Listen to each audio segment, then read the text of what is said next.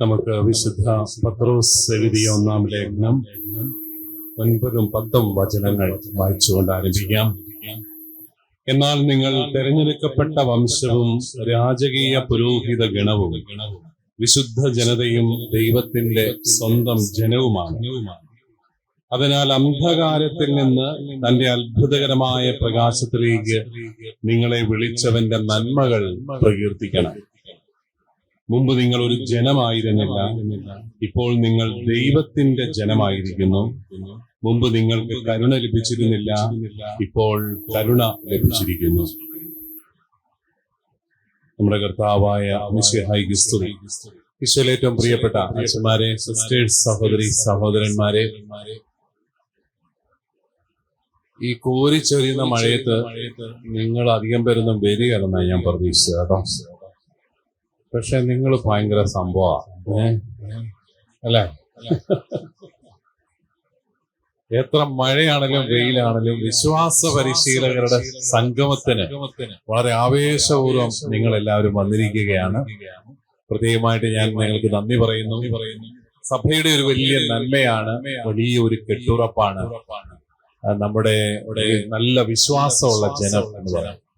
ഞാൻ എപ്പോഴും ഓർക്കും, ഈ രാഷ്ട്രീയക്കാരൊക്കെ ഒരു 3000 പേരുടെ ഒരു പരിപാടി സംഘടിപ്പിക്കാൻ എത്ര കാശ് ചെലവാണ് അല്ലെ? ആർക്കെല്ലാം പൈസ കൊടുക്കണം, എന്തെല്ലാം പരിപാടികൾ നടത്തും. പക്ഷെ നമ്മുടെയൊക്കെ പള്ളികളിൽ ഞായറാഴ്ച ഒരു 3 മണി അടിച്ചാൽ മതി, ആള് വരും. കിടക്കപ്പായ കിടക്കുന്നവരൊക്കെ എഴുന്നേറ്റ് വരും. അതാണ് ഭയങ്കര അത്ഭുതകരമായ ഒരു കാര്യം. അതുകൊണ്ടാണ് ഈ കത്തോലിക്ക സഭയെ കുറിച്ച് ചീത്ത പറഞ്ഞ് ആൾക്കാരെല്ലാം സഭയിൽ നിന്ന് അകന്നു പോകുന്നൊക്കെ കാത്തിരുന്ന മാധ്യമക്കാരെല്ലാം സങ്കടപ്പെട്ടിരിക്കുകയാണ്. കാരണം എന്നാന്നറിയത്തില്ല, അവര് പക്ഷെ പള്ളി വിട്ടുപോകുന്നില്ല. അതാണ് ഞങ്ങൾ ഇത്രയും കുഴപ്പങ്ങളെല്ലാം ഇവരെ കുറിച്ച് വിളിച്ച് പറഞ്ഞിട്ടു. ഈ അച്ഛന്മാരെയും കന്യാസ്ത്രീകളെ എല്ലാം മെത്രാന്മാരെ പറയുകയും വേണ്ട അല്ലെ, ഇതെല്ലാം പറഞ്ഞിട്ടും ഇവരാരും പള്ളി വിട്ടു പോകുന്നു. അതിന്റെ കാരണം എന്താ? നമ്മളാരും അച്ഛനെയും കന്യാസ്ത്രീയും കണ്ടിട്ട് വിശ്വസിക്കാൻ തുടങ്ങിയവരൊന്നും അല്ല. ശരിയല്ലേ? നമ്മുടെ കർത്താവ് യേശു മിശിഹായിലുള്ള വിശ്വാസമാണ് നമ്മളെ ജീവിതത്തിൽ മുന്നോട്ട് നയിക്കാൻ പ്രേരിപ്പിക്കുന്നത്. ആ ബോധ്യമുള്ളിടത്തോളം പരിശുദ്ധ കുർബാനയോടുള്ള ഒരു വലിയ ബന്ധം നമുക്കുണ്ട് എന്നുള്ളതാണ്. നമുക്കൊരു നല്ല വിശ്വാസ പരിശീലന സംവിധാനമുണ്ട്. ഒരുപക്ഷെ ലോകത്ത് ഇതുപോലെ ചിട്ടയായ വിശ്വാസ പരിശീലന സംവിധാനമുള്ള ഏതെങ്കിലും ഒരു സഭ വേറെയുണ്ടോ എന്ന് എനിക്കറിയില്ല. ഈ 12 വർഷം ചില രൂപതകളിൽ ഇത് ഡിഗ്രി തലങ്ങളിലും ഒക്കെ ഉണ്ട്. അത്ര നിർബന്ധമല്ലാത്ത, എന്നാൽ ഡിഗ്രി വിദ്യാർത്ഥികൾക്ക് ഒരു അനുധാവനം കൊടുക്കത്തക്ക രീതിയിലുള്ള വിശ്വാസ പരിശീലന സംവിധാനം. അതിൻ്റെതായ ഒത്തിരി നന്മകളും നമുക്കുണ്ട്. നമ്മുടെ മക്കള് സാമാന്യം നല്ല കുടുംബ ബന്ധങ്ങൾ, നന്നായിട്ട് പഠിക്കുന്ന കുഞ്ഞുങ്ങള്, കെട്ടുറപ്പുള്ള കുടുംബങ്ങൾ, ഇതെല്ലാം നമുക്കുണ്ട് അല്ലെ? നമ്മളെ കുറിച്ച് നമ്മള് ചില മോശമായിട്ടൊക്കെ പറയുമെങ്കിലും താരതമ്യം ചെയ്യുമ്പോൾ തീരെ മോശമല്ല. കുടുംബ ബന്ധങ്ങൾ ഇപ്പോഴും നമ്മുടെ നല്ലതാണ്. പിന്നെ ഇച്ചിരി വഴക്കൊക്കെ കൂടുതലുണ്ടെന്ന് മാത്രമേ ഉള്ളൂ. വഴക്ക് പിടിച്ചാലും ഞങ്ങൾ പിരിഞ്ഞു പോവുകയില്ല എന്നതാണ് നമ്മുടെ ഒരു തത്വശാസ്ത്രം. വഴക്ക് പിടിച്ചുകൊണ്ടാണെങ്കിലും ഞങ്ങൾ ഒരുമിച്ച് തന്നെ. ഈ ചില കൊച്ചു കുഞ്ഞുങ്ങളെ കണ്ടിട്ടില്ലേ, അമ്മയുടെ കഴുത്തിന് ചുറ്റിപ്പിടിച്ചിട്ട് അമ്മയ്ക്കിട്ടിരിക്കുന്നത് എന്ന് പറഞ്ഞതുപോലെ തന്നെയാണ് നമ്മളെങ്ങനെ ഒരുമിച്ച് നിന്നിട്ട് വഴക്കൊക്കെ പിടിക്കും. അതൊക്കെ ശരിയാ, പക്ഷെ ഒരുമിച്ച് നിൽക്കും. അപ്പൊ അങ്ങനെയൊക്കെ നോക്കുമ്പോൾ നല്ല കുടുംബങ്ങൾ, കെട്ടുറപ്പുള്ള കുടുംബങ്ങൾ നമുക്കുണ്ട്. പിന്നെ പിള്ളേരുടെ വിദ്യാഭ്യാസം എന്നൊക്കെ പറഞ്ഞ് ഇത്രയും മരിച്ചു കിടക്കുന്ന ഒരു സമൂഹം വേറെ ഉണ്ടോ എന്ന് വിചാരിക്കും. കുഞ്ഞുങ്ങൾക്ക് ഇത്രയും പ്രാധാന്യം കൊടുക്കുന്ന കുടുംബങ്ങൾ, കത്തോലിക്ക കുടുംബങ്ങൾ, നമുക്കതിനെ കുറിച്ച് അഭിമാനിക്കാനായിട്ട് സാധിക്കും. പിന്നെ സമാധാനപ്രിയരായ ജനങ്ങളാണ്. ഞാൻ പണ്ടൊരിക്കൽ ഒരു പള്ളിയിൽ കൊച്ചച്ഛനായിട്ട് ശുശ്രൂഷ ചെയ്തപ്പോൾ ഒരു ഹൈന്ദവനായ പോലീസ് ഇൻസ്പെക്ടറെ കണ്ടു. ആ പള്ളി പെരുന്നാളാണ്, പ്രദർശനം നടക്കാൻ. അതിന്റെ പുറകെ നമ്മൾ പ്രദർശനമൊക്കെ നടക്കുമെങ്കിലും അങ്ങനെ റോഡ് മൊത്തം ഒന്നും ബ്ലോക്ക് ചെയ്യത്തില്ലല്ലോ. ഇടയ്ക്കൂടെ നിങ്ങളൊക്കെ ആ ടൈപ്പാണോന്ന് എനിക്ക് അറിയത്തില്ല. പൊതുവെ നമ്മള് സൈഡിൽ കൂടെ വണ്ടിയൊക്കെ കയറ്റി വിടും അല്ലെ? അങ്ങനെ ഒത്തിരി മനുഷ്യരെ വിഷമിപ്പിക്കത്തൊന്നുമില്ല. ചിലയിടത്തൊക്കെ ചില ആഘോഷങ്ങൾക്ക് പോയ ആ പട്ടണം മുഴുവൻ ബ്ലോക്ക് ആക്കിയാലേ അവർക്ക് ഒരു സമാധാനമുള്ളൂ. അപ്പൊ അങ്ങനെ ഒരു പ്രദക്ഷിണത്തിന്റെ പുറകെ ഇങ്ങനെ നടക്കുമ്പോ അവിടുത്തെ ഇൻസ്പെക്ടർ എന്റെ അടുത്ത് വന്ന് വർത്താനമൊക്കെ പറഞ്ഞു. എന്നിട്ട് അദ്ദേഹം എന്നോട് പറഞ്ഞു, അച്ഛാ, ഞങ്ങൾക്ക് ഈ ക്രിസ്ത്യൻ ഏരിയയിലൊക്കെ ജോലി ചെയ്യാൻ ഭയങ്കര ഇഷ്ടമാണ്. ഇത് 25 വർഷം മുമ്പുള്ള സംഭവമാണ്. കാരണം എന്താ സമാധാനപ്രിയരായ ജനങ്ങൾ. വലിയ കുഴപ്പമൊന്നുമില്ല. ഈ മിക്കവാറും അതിര് തർക്കങ്ങളാണ് ഞങ്ങളുടെ അടുത്ത് വരുന്നത്. അത് പിന്നെ കത്തോലിക്കന്റെ ഒരു ദൗർബല്യമാണ്. ഈ ഓടി പോകുന്ന വേലികൾ അല്ലേ, അതിരുകളിലൊക്കെ ഇങ്ങനെ ഓടി പോകും. രാവിലെ അവിടെയായിരുന്നു, തെക്കായിരുന്നു, അവിടെ ഇപ്പോൾ വടക്ക് കിടക്കുന്നു. എന്ത് ഈ സംഭവം? അതാണ് ചോദിച്ചോ, ഞങ്ങള് ഇത് കൊണ്ടിട്ടോന്നൊക്കെ ചോദിച്ചു നമ്മൾ മാറി നിൽക്കുകയും ചെയ്യും അല്ലെ. ഓടിപ്പോകുന്ന അതിരുകല്ലുകളും ഒക്കെയാണ് നമ്മുടെ പ്രശ്നം. അല്ലാതെ വേറെ വലിയ കുഴപ്പങ്ങളൊന്നുമില്ല. ഞാൻ പത്രങ്ങളിലൊക്കെ വലിയ കൊലപാതകങ്ങളുടെയൊക്കെ വാർത്ത കേൾക്കും, ആദ്യമേ നോക്കും പേര് ക്രിസ്ത്യാനികളും വല്ലതും ഉണ്ടോ പ്രതികളായിട്ട്.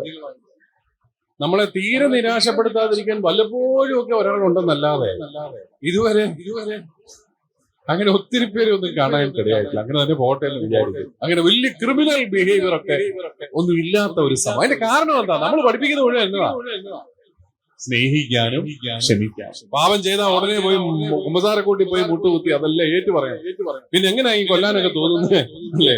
അപ്പോ നമ്മുടെ ഒരു നല്ലൊരു ധാർമ്മിക സമൂഹമായിട്ടൊക്കെ കൊണ്ടുപോകുന്നതിൽ നമ്മുടെ ഈ വിശ്വാസ പരിശീലനത്തിന് വലിയൊരു പങ്കുണ്ട്. അത് വാസ്തവമാണ്. അതുപോലെ തന്നെ നമ്മുടെ വിദേശങ്ങളിലൊക്കെ പോയാൽ പോലും നമ്മുടെ ആൾക്കാർ പള്ളിയിൽ പോകുന്നുണ്ട്. ഇപ്പൊ പല യൂറോപ്യൻ രാജ്യങ്ങളിലും കത്തോലിക്ക സഭ ജീവിക്കുന്നത് പ്രവാസികളെ കൊണ്ടാണ്. ഇന്ത്യയിൽ നിന്നും ഫിലിപ്പീൻസിൽ നിന്നും ഒക്കെയുള്ള പ്രവാസികൾ ഇംഗ്ലണ്ടിലെയൊക്കെ പള്ളികളിൽ നിറഞ്ഞു നിൽക്കുന്നതിനാണ് അവർക്ക് വലിയ സന്തോഷമാണ്. അതുകൊണ്ട് ഇന്ത്യൻ കത്തോലിക്ക സമൂഹം അവര് കുർബാനയ്ക്ക്, പ്രത്യേകിച്ച് എല്ലാ ദിവസവുമുള്ള പരിശുദ്ധ കുർബാന കാണാൻ ഇത്രയും താല്പര്യം കാട്ടുന്ന ഒരു സമൂഹം വേറെ. അങ്ങനെയൊക്കെ നോക്കുമ്പോൾ ഒത്തിരി നന്മകളുള്ളതാണ് നമ്മുടെ വിശ്വാസ പരിശീലന സംവിധാനം. ഞാൻ ഇത്രയും നല്ലത് പറയേണ്ടത് കല്ലുപോലെ ഇരിക്കുന്നുണ്ട്. ഒരു കൈയൊക്കെ അടി എന്ത് പറഞ്ഞാലാണോ നിങ്ങൾ കൈയടിക്കുന്നതെന്ന് എനിക്കറിയത്തില്ല. പോട്ടെ. അപ്പോ നന്മ ഒത്തിരി ഉണ്ട് നമുക്ക്. പക്ഷെ ഈ ആധുനിക കാലഘട്ടത്തിലേക്ക് കടന്നു വരുമ്പോൾ നമ്മുടെ ലോകം ഒത്തിരി മാറി. കാരണം നമ്മള് ക്രൈസ്തവര് കേരളത്തിൽ 27% ഉണ്ടായിരുന്നു ഒരു കാലത്ത്. ഇപ്പൊ അത് നമ്മളെല്ലാരും കൂടെ അധ്വാനിച്ച് 14%, 17% ആക്കിയിട്ടുണ്ട്. ഇനി അടുത്ത സെൻസസോടെ കഴിയുമ്പോൾ അറിയാം എത്രയുണ്ട്. കാരണം മക്കളില്ല. കാരണം നമ്മുടെ സഭ അങ്ങനെ സുവിശേഷം പ്രഘോഷിച്ച് വളർന്ന ഒരു സഭയൊന്നും അല്ല എന്ന് പറഞ്ഞാൽ ഫ്രാൻസിസ് സേവർ പണ്ട് സുവിശേഷം പ്രസംഗിച്ചായിരുന്നു. അന്ന് അകത്ത് കയറിയവരൊക്കെയാണ് ഭൂരിഭാഗവും. പിന്നെ ആരെങ്കിലും ഇവിടെ സുവിശേഷം പ്രസംഗിച്ചോ എന്ന് എനിക്ക് സംശയമുണ്ട്. നമ്മൾ കൂടുതലും പെറ്റുപെരുകിയ ഒരു സമൂഹമാണ്. സത്യമല്ല. എന്റെ അമ്മയ്ക്ക് 7 മക്കളായിരുന്നു. അതുകൊണ്ട് ഞാൻ 7ാമനായിട്ട് ജനിച്ചു. അതിന് തൊട്ടുമുമ്പഴത്തെ ജനറേഷൻ അമ്മമാർക്ക് 12 മക്കളുണ്ടായിരുന്നു. അങ്ങനെ പെറ്റുപെരുകി വളർന്ന ഒരു സമൂഹമാണ് നമ്മൾ. നമ്മുടെ ആധുനിക ന്യൂജൻ മമ്മിമാർ പെറ്റുപെരുകാൻ വിസമ്മതിക്കുന്നത് കൊണ്ട് നമ്മുടെ സമൂഹം വളരെ ചുരുങ്ങി പോയി. ഇനി പള്ളിയൊക്കെ പൊളിച്ചു പണിയുന്നവർ സൂക്ഷിക്കണം. 25 വർഷം കഴിഞ്ഞാൽ എത്രയാണോ ആ പള്ളി നിൽക്കാൻ കാണുമെന്നൊരു സ്റ്റാറ്റിസ്റ്റിക്കൽ അനാലിസിസ് നടത്തിയിട്ടേ പൊളിക്കാവുള്ളൂ. കാരണം വെറുതെ ആയി പോകും. അപ്പൊ ആളൊത്തിരി കുറഞ്ഞു വരികയാണ്.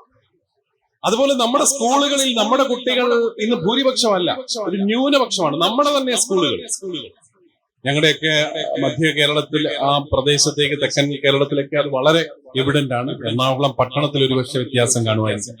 നമ്മുടെ വിദ്യാലയങ്ങളിൽ നമ്മുടെ കുട്ടികൾ കുറയുന്നു. അങ്ങനെയൊക്കെ വരുമ്പോൾ മറ്റു മതസ്ഥരുടെ ഇടയിൽ അവർ ജീവിക്കുന്നു. അവരുടെ വിശ്വാസത്തെ ഒന്ന് പ്രതിരോധിക്കാൻ, ഞങ്ങളുടെ വിശ്വാസം ഇന്നതാണെന്ന് പറഞ്ഞു കൊടുക്കാനുള്ള കരുത്ത് നമ്മുടെ കുഞ്ഞുങ്ങൾക്ക് നമ്മൾ ഉണ്ടാക്കി കൊടുക്കുന്നുണ്ടോ എന്നുള്ളതാണ്. അതിന് രാവിലെ പോയി പുസ്തകം വായിച്ചാലൊന്നും പോരാ. പാടെ വന്നേ ദൈവം പിതാവാകുന്നു എന്നും പറഞ്ഞുകൊണ്ട് വായിച്ചാണ് പിള്ളേരുടെ തലയിലോട്ട് കയറട്ടെ. അവിടെയാണ് നമുക്ക് ഒരു ശകലം ഒരു കുറവ് വരുന്നത്. നമ്മുടെ ഐഡന്റിറ്റി ആസ് എ ക്രിസ്ത്യൻ, ഒരു ക്രിസ്ത്യാനി എന്നുള്ള നിലയിൽ, ഒരു കത്തോലിക്കൻ എന്നുള്ള നിലയിലുള്ള ഒരു ഐഡന്റിറ്റി, അത് എന്താണെന്ന് നമ്മുടെ കുഞ്ഞുങ്ങൾക്ക് ബോധ്യപ്പെടുത്തുന്നതിൽ നമ്മൾ ചിലപ്പോഴൊക്കെ പരാജയപ്പെടും. ഞാൻ ഈ 12ാം ക്ലാസ്സിലെ കുട്ടികളെ കാണുമ്പോഴെല്ലാം അവരോട് ചോദിക്കും, മക്കളെ ക്രിസ്ത്യാനിയായി ജീവിക്കാൻ നിങ്ങൾ എനിക്കൊരു കാരണം പറഞ്ഞുതരാം. അവരെല്ലാം സ്നേഹപൂർവ്വം എന്നെ നോക്കി ചിരിച്ചാണ്. ഞാൻ 12 വർഷം പഠിച്ചാലേ മക്കളെ പറ, എന്തെങ്കിലും പറ. ഉടനെ നമ്മുടെ ഇപ്പോഴത്തെ പിള്ളേർ വളരെ സത്യസന്ധരാണ്. അവര് പറയും, പിതാവേ ഞങ്ങളുടെ പേരൻസ് ക്രിസ്ത്യാനികളായതുകൊണ്ട് ഞങ്ങൾ അങ്ങ് ക്രിസ്ത്യാനികളായി പോയതാണ്. ഈ കേസിൽ ഞങ്ങൾ പ്രതികളല്ല. പേരൻസ് ക്രിസ്ത്യാനികളായതുകൊണ്ട് ക്രിസ്ത്യാനിയായി പോയി എന്നുള്ള ഒരു മറുപടി മാത്രമേ നമ്മുടെ പിള്ളേർക്ക് പറയാനുള്ളെങ്കിൽ നമ്മൾ അവരെ ശരിയായി ക്രിസ്ത്യാനിയായി ജീവിക്കേണ്ടതിന്റെ കാരണം നമ്മൾ അവരെ പഠിപ്പിച്ചിട്ട്. ഞാൻ അവരോട് വീണ്ടും ചോദിക്കും, കത്തോലിക്കനായിട്ട് ജീവിക്കാൻ ഒരു കാരണം പറയാം. അവര് വീണ്ടും പറയും, പേരൻസ് കത്തോലിക്കരായതുകൊണ്ട് ഞങ്ങൾ കത്തോലിക്കരായി പോയത്.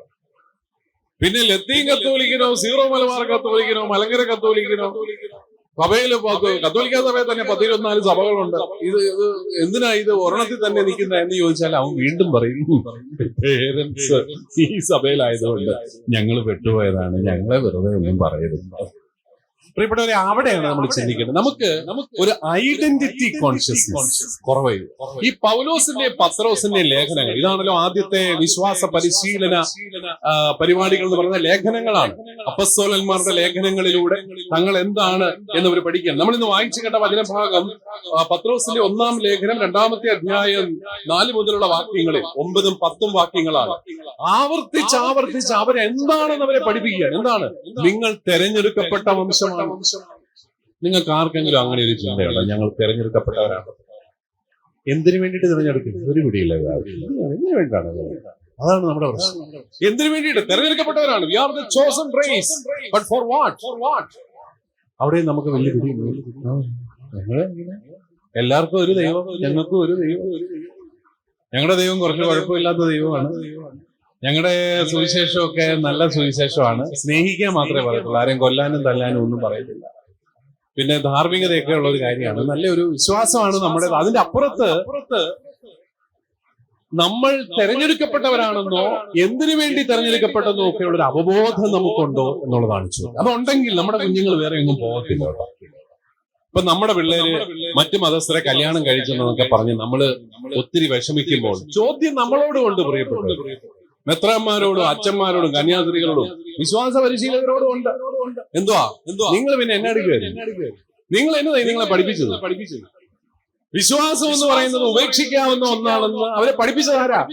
അത്രയും പ്രാധാന്യമേ വിശ്വാസത്തിനുള്ളെന്ന് അവരെ പഠിപ്പിച്ചതാരാ? നമ്മുടെ തന്നെ പറച്ചിലിലൂടെ, പഠനത്തിലൂടെ. ഇത് ഒരിക്കലും ജീവൻ നഷ്ടപ്പെട്ടാലും നഷ്ടപ്പെടരുതാത്ത ഒന്നാണ് എന്റെ വിശ്വാസമെന്ന് എന്നെ പഠിപ്പിക്കാനുള്ള ബാധ്യത സഭയ്ക്കുണ്ട്. അത് ചെയ്തില്ലെങ്കിൽ സഭ അതിന്റെ ഉത്തരവാദിത്തപ്പെട്ടവരെല്ലാം ഒത്തിരിപ്പുകളുണ്ട്. ഞാൻ ഓർക്കായിരുന്നു, മെത്രാനാവുന്നോളം വരെ സ്വർഗത്തിൽ പോകാൻ എനിക്കൊരു പ്രതീക്ഷയുണ്ടായിരുന്നു കേട്ടോ. കാരണം കുറച്ചു പേരുടെ കാര്യമൊക്കെ നോക്കിയാൽ മതി. ഇപ്പൊ അങ്ങനെ 4 ലക്ഷം പേരുണ്ട് രൂപതയിൽ. ഇതിലാരുടെ ആത്മാവ് നശിച്ചു പോയാലും നമ്മളോട് ചോദിക്കും കർത്താവ്. ആ പോക്ക് കണ്ടിട്ട് അവിടെ നിങ്ങൾക്ക് എന്റെ 7 അയലോക്കത്ത് പോകാനായിട്ട് സാധ്യത. പിന്നെ വല്ലോ കാരുണ്യം കൊണ്ട് വല്ലോ നിങ്ങളൊക്കെ കാണുമോ അവിടെ ആ ഒരു സങ്കടം പങ്കുവയ്ക്കുന്നു. അപ്പൊ നമ്മള് ഈ നമ്മുടെ കുഞ്ഞുങ്ങൾ നശിച്ചു പോയാൽ, നമ്മുടെ കുഞ്ഞുങ്ങൾ വിശ്വാസത്തിൽ നിന്ന് അകന്നു പോകുന്നുണ്ടെങ്കിൽ ആ പിള്ളേരെ കുറ്റം പറയേണ്ട കാര്യമില്ല. ഞങ്ങൾ ഈ അച്ഛന്മാർക്ക് ഒരു പ്രശ്നമുണ്ട്, എല്ലാത്തിനും മാതാപിതാക്കളെ കുറ്റം പറയും. പേരൻസ് ആണ് കുഴപ്പം. പിന്നെ നിങ്ങൾ എന്തിനാ ഇങ്ങനെ ജീവിക്കുന്നത്? അപ്പൊ അങ്ങനെ ഒരു വലിയ ചോദ്യമുണ്ട് നമ്മളോട് എല്ലാവരും. നിങ്ങൾ വിശ്വാസ പരിശീലകരോടും ഉണ്ട്. നിങ്ങൾ കുഞ്ഞുനാളിൽ ഈ കുഞ്ഞുങ്ങളെ എന്താണ് നിങ്ങൾ പറഞ്ഞു പഠിപ്പിച്ചത്? വിശ്വാസത്തിന്റെ പ്രാധാന്യം പറഞ്ഞു പഠിപ്പിക്കാനായിട്ട് നമുക്ക് സാധിച്ചോ? അവിടെയാണ് നമ്മൾക്ക് ശരിക്കും ഒരു കുറവ് അനുഭവപ്പെടുന്നത്. ഞാൻ അവരെ പറഞ്ഞു പഠിപ്പിക്കും, മക്കളെ നിങ്ങൾ ക്രിസ്ത്യാനികളായിരിക്കുന്നതിന് ഒരേ ഒരു കാരണമേ ഉള്ളൂ. ഞാൻ ക്രിസ്ത്യാനിയായത് തീർച്ചയായിട്ടും എന്റെ മാതാപിതാക്കൾ ക്രിസ്ത്യാനി ആയതുകൊണ്ടാണ്. പക്ഷെ ഇന്ന് ഞാൻ ക്രൈസ്തവ വിശ്വാസം ജീവിക്കുന്നത്, ഞാൻ പൗരോഹിത്യ ശുശ്രൂഷയിലേക്ക് കടന്നു വന്നത്, അതിന്റെ ഒക്കെ കാരണം എന്റെ ഈശോ മിശിഹായാണ് എന്റെ ഏകരക്ഷകൻ എന്നുള്ള വലിയ ബോധ്യം എനിക്ക് ഉള്ളത്. ഈശോയാണ് എന്റെ ഏകരക്ഷകൻ. നമുക്ക് എല്ലാവർക്കും ഒന്ന് പറയാം, ഈശോയാണ് എന്റെ ഏകരക്ഷകൻ. ആ ഏകരക്ഷകനായതുകൊണ്ടാണ് നമ്മൾ കർത്താവിൽ വിശ്വസിക്കുന്നത്, ക്രിസ്ത്യാനിയായിരിക്കും. There is no other savior. ആകാശത്തിന് കീഴിൽ മനുഷ്യന്റെ രക്ഷയ്ക്കായി വേറൊരു നാമവും നൽകപ്പെട്ടിട്ടില്ല. ബോധ്യത്തോടെ അത് പറഞ്ഞു, എല്ലാ ക്ലാസ്സിലും ഇത് പറഞ്ഞു. ആകാശത്തിന് കീഴിൽ മനുഷ്യന്റെ രക്ഷയ്ക്കായി വേറൊരു നാമവും നൽകപ്പെട്ടിട്ടില്ല. അത് പറഞ്ഞു പഠിപ്പിക്കണം. നമ്മുടെയൊക്കെ വേദപാഠത്തിന്റെ ഒരു പ്രശ്നം, നമ്മളിങ്ങനെ വലിയ വലിയ കാര്യങ്ങളൊക്കെ പറഞ്ഞു അങ്ങ് പോവുക. അവസാനം എന്നാന്ന് ചോദിച്ചാൽ ആർക്കും ഒന്നും അറിയത്തുമില്ല. ഞാൻ ഈ മുസ്ലിം സഹോദരങ്ങളോട് ചോദിക്കാറുണ്ട്, ഈ മദ്രസയിൽ എന്നാ പരിപാടി?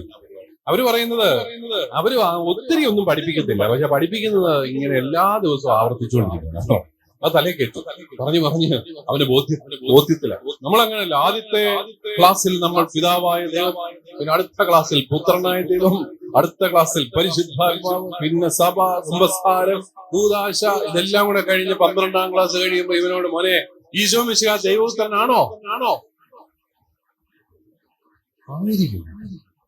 അങ്ങനെ സാർ ഇന്നാൾ അങ്ങനെ പറഞ്ഞാലും അതിന്റെ അപ്പുറത്തേക്ക് അവനൊരു ബൈബിൾ വാക്യം പറയാനായിട്ട് അറിയത്തില്ല.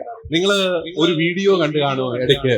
അതായത് വിദേശ രാജ്യത്ത് എവിടെയോ ആണ്, വഴിയെ കൂടെ പോകുന്ന എല്ലാവരോടും ചെന്ന് ചോദിക്കുന്നു, നിങ്ങൾ ക്രിസ്ത്യാനിയാണോ? Oh yes, we are Christians. അടുത്ത ചോദ്യം, ഒരു ബൈബിൾ വാക്യം പറയാമോ? ഇല്ല കേട്ടോ, ഇല്ല, അറിയത്തില്ല. ഒരു ബൈബിൾ വാക്യം എന്ന് പറയാൻ അറിയത്തില്ല. അത് ക്രിസ്ത്യാനിയാ. ഇതാണ് നമ്മുടെ പ്രശ്നം. ക്രൈസ്തവ സമൂഹം ഇന്ന് ഏറ്റവും കൂടുതൽ വെല്ലുവിളികൾ നേരിടുന്നത് പുറത്തുനിന്നല്ല, അകത്തുനിന്നാണ്. ബോധ്യമില്ലാത്ത വിശ്വാസികൾ, വിശ്വാസം എന്താണെന്ന് അറിയാൻ വയ്യാത്ത വിശ്വാസികൾ, ഇതാണ് പ്രശ്നം. ഞാൻ നിങ്ങളോട് ഒരു ചോദ്യം ചോദിക്കാം. ഈശോ മിശിഹ ഇന്ന് എവിടെയാണെന്ന് ചോദിച്ചാൽ നിങ്ങൾ എന്ത് പറയും? നമ്മുടെ വിശ്വാസത്തിന്റെ പ്രത്യേകത ഇന്നും നമുക്ക് ദൈവത്തെ തൊട്ടറിയാം. അങ്ങ് അകലെ എങ്ങാണ്ട് നിൽക്കുന്ന ഒരാളല്ല ദൈവം, മറിച്ച് ഇന്ന് നമ്മുടെ കൂടാരം അടിച്ചിരിക്കുന്നവനാണ് ദൈവം. ഈ ദൈവം, ഈ ഈശോ മിശിഹ ഇന്ന് എവിടെയാണ്? നമ്മുടെ കൂടെയാണ്. അത് ഏത് മതസ്ഥരോട് ചോദിച്ചാലും അത് തന്നെയല്ല പറയുന്നത്. ദൈവം എവിടെയാണെന്ന് ചോദിച്ചാൽ അവർ പറയും നമ്മുടെ കൂടെ ഉണ്ട്. എന്നാ വ്യത്യാസം? നമ്മുടെ കത്തോലിക്ക വിശ്വാസം അനുസരിച്ച് ശ്രദ്ധിച്ചു കേൾക്കണേ, ഈശോ മിശിഹായ്ക്ക് ഇന്നൊരു ശരീരമുണ്ട്. ആ ശരീരത്തിന്റെ പേര് പറയാവോ? സഭ. എഫേസ്യ ലേഖനം 1-ാമത്തെ അധ്യായം 21-ാമത്തെ വാക്യം. സഭ മിശിഹായുടെ ശരീരമാണ്. ഫുൾട്ടൺ ജെ ഷീൻ എന്ന് പറയുന്ന വളരെ പ്രശസ്തനായ ന്യൂയോർക്കിലെ പഴയ ആർച്ച് ബിഷപ്പ്, അദ്ദേഹത്തിന്റെ ഒരു പുസ്തകമുണ്ട്, മിസ്റ്റിക്കൽ ബോഡി ഓഫ് ക്രൈസ്റ്റ്. അതിൽ അദ്ദേഹം പറഞ്ഞ ഒരു കാര്യം, ഒരു വലിയ ഉൾക്കാഴ്ച പോലെ എനിക്കും അതൊരു വലിയ ഉൾക്കാഴ്ചയായിരുന്നു. എന്താണത്? ഈശോ മിശിഹായെ നമ്മൾ വെറും 33 വർഷത്തേക്ക് ഒതുക്കി നിർത്തുകയാണ്. അത് ശരിയല്ല. കർത്താവ് ഈശോ മിശിഹായെ നമ്മൾ 33 വർഷങ്ങളിലേക്ക് ഒതുക്കി നിർത്തുകയാണ്. കർത്താവ് മനുഷ്യനായി അവതരിച്ചു, മരിച്ചു, ഉദ്ധാനം ചെയ്തു, സ്വർഗാരോഹണം ചെയ്തു, തീർന്നു. പക്ഷേ ഈശോയ്ക്ക് 33 വയസ്സ് പ്രായമേ ഉള്ളൂ. നിങ്ങൾ എന്ത് പറയുന്നു? ഈ വേണ്ടാത്ത ചോദ്യമൊക്കെ ചോദിക്കാൻ ചങ്ങനാശ്ശേരിന്ന് വണ്ടി പിടിച്ച് രാവിലെ വന്നിരിക്കുക, അസ്വസ്ഥമാക്കുന്ന ചോദ്യങ്ങൾ. കർത്താവിന് 33 വയസ്സ് പ്രായമുള്ള അവൻ, നമ്മൾ വിശ്വാസം പ്രമാണിച്ച് ചൊല്ലുന്നത് എന്താ? അവൻ അനാദി മുതലേ പിതാവിനോടൊപ്പം ഉണ്ട്. ആദ്യജാതനും എന്നാൽ സൃഷ്ടിക്കപ്പെടാത്തവനുമായി അവിടുന്നുണ്ട്. അനാദി മുതലേ ഉള്ള പുത്രൻ, അല്ലെ? പുത്രൻ തമ്പുരാൻ. ഇന്ന് പരിശുദ്ധ തൃത്വത്തിന്റെ തിരുനാളാണല്ലോ. പുത്രൻ തമ്പുരാൻ മനുഷ്യാവതാരം വരെയുള്ള കാലഘട്ടമാണ് 1-ാമത്തെ ഘട്ടം. 2-ാമത്തെ ഘട്ടമാണ് 33 വർഷം. നമ്മൾ അത് മാത്രമേ ഗൗരവമായിട്ട് എടുക്കുന്നുള്ളൂ.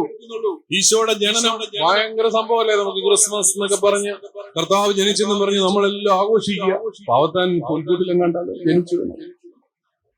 പിന്നെ മരണമാണ് രണ്ടാമത് നമ്മൾ ആഘോഷിക്കുന്ന ഒരു സംഭവം. അയ്യോ, ആ രൂപം എല്ലാം കൂടെ എടുത്തുകൊണ്ടുള്ള ഒരു നടപ്പ് ഭയങ്കര. കർത്താവ് ജീവിച്ചിരിക്കുക, എന്നാലും ആ മരിച്ച ഈശോയുടെ രൂപം എടുത്ത് നമ്മൾ പോയി കർത്താവിനെ മുത്താനായിട്ട് ഇട്ടിച്ച് മാറിഞ്ഞ്, എന്റെ കർത്താവേ നീ മരിച്ചല്ലോ എന്നൊക്കെ പറഞ്ഞ് കുറെ കരഞ്ഞ്. കർത്താവ് അന്നേ പറഞ്ഞ, എന്നെ ഓർത്ത് കരയണ്ട, പിന്നെയോ നിങ്ങളുടെ മക്കളെ ഓർത്ത് കരയും. അത് കഴിയുകയല്ല. അതുകൊണ്ട് കർത്താവിനെ ഓർത്ത് കരയുകയാണ് ഏറ്റവും എളുപ്പം. അതുകൊണ്ട് വീടിച്ചു പോയി അവിടെ എല്ലാം മുത്തി. അയ്യോ, ഉദ്ധാനത്തിന് പക്ഷെ അത്ര പോരാ. കാരണം മരണമാണ് നമുക്ക് കുറച്ചുകൂടെ ആഘോഷിക്കാനൊക്കെ എളുപ്പമായി. ഉദ്ധാനം അങ്ങോട്ട് ഞങ്ങൾ അച്ഛന്മാര് പിന്നെ ഓരോ നാടക പരിപാടി ഒക്കെ നടത്താറുണ്ട്. ആൾക്കാരെ കെട്ടി കല്ലറ പിളരുന്നു, ഒരാൾ എഴുന്നേറ്റ് വരുന്നു, ഇതെല്ലാം കൂടെ കണ്ടുകൊള്ളാം, ഗംഭീരായിരുന്നു. നമ്മൾ ആ 33 വർഷത്തെ ഈശോയുടെ ജീവിതം മാത്രമേ ആഘോഷിക്കുന്നുള്ളൂ. പക്ഷെ അത് കഴിഞ്ഞ് ഈശോ എവിടെ പോയെന്നാ വിശ്വാസ പ്രമാണത്തിൽ പറയുന്നത്? അവൻ പിതാവിന്റെ വലതുഭാഗത്ത് മഹത്വത്തിൽ ഉപവിഷ്ടനായി. 3-ാമത്തെ ഘട്ടമാണത്. 4-മതൊരു ഘട്ടവും കൂടെ ഉണ്ട് കേട്ടോ. അതെന്നാ തുടങ്ങിയത്? പന്തക്കുസ്ത തിരുനാൾ. നിങ്ങളിത് മറക്കരുത്. പന്തക്കുസ്ത നമ്മുടെ വിശ്വാസത്തിന്റെയും നമ്മുടെ ദൈവശാസ്ത്രത്തിന്റെയും അടിസ്ഥാനപരമായ ഒരു പ്രശ്നമുണ്ടല്ലോ. സഭയെ നമ്മൾ കേവലം ഒരു മാനുഷിക സംവിധാനമായിട്ടാണ് കാണുന്നത്. ഞങ്ങളുടെ സഭയിലെയും ഏത് സഭയിലെയും പ്രശ്നങ്ങളുടെ അടിസ്ഥാനം ഇതാണ്. സഭ എന്ന് പറയുന്നത് ചുമ്മാ ഒരു മാനുഷിക സംവിധാനം. മെത്രാന്മാര് 19 പേര് അവിടെ വട്ടം കൂടിയിരുന്ന് ചർച്ച ചെയ്യുന്നു, അവര് കാപ്പ് കുടിക്കുന്നു, അവര് ഓരോരോ തീരുമാനങ്ങൾ എടുത്തിട്ട് ഞങ്ങളുടെ തലയിലോട്ട് അടിച്ചേൽപ്പിക്കുന്നു. എന്ത് ദുഷ്ടന്മാരാണ്.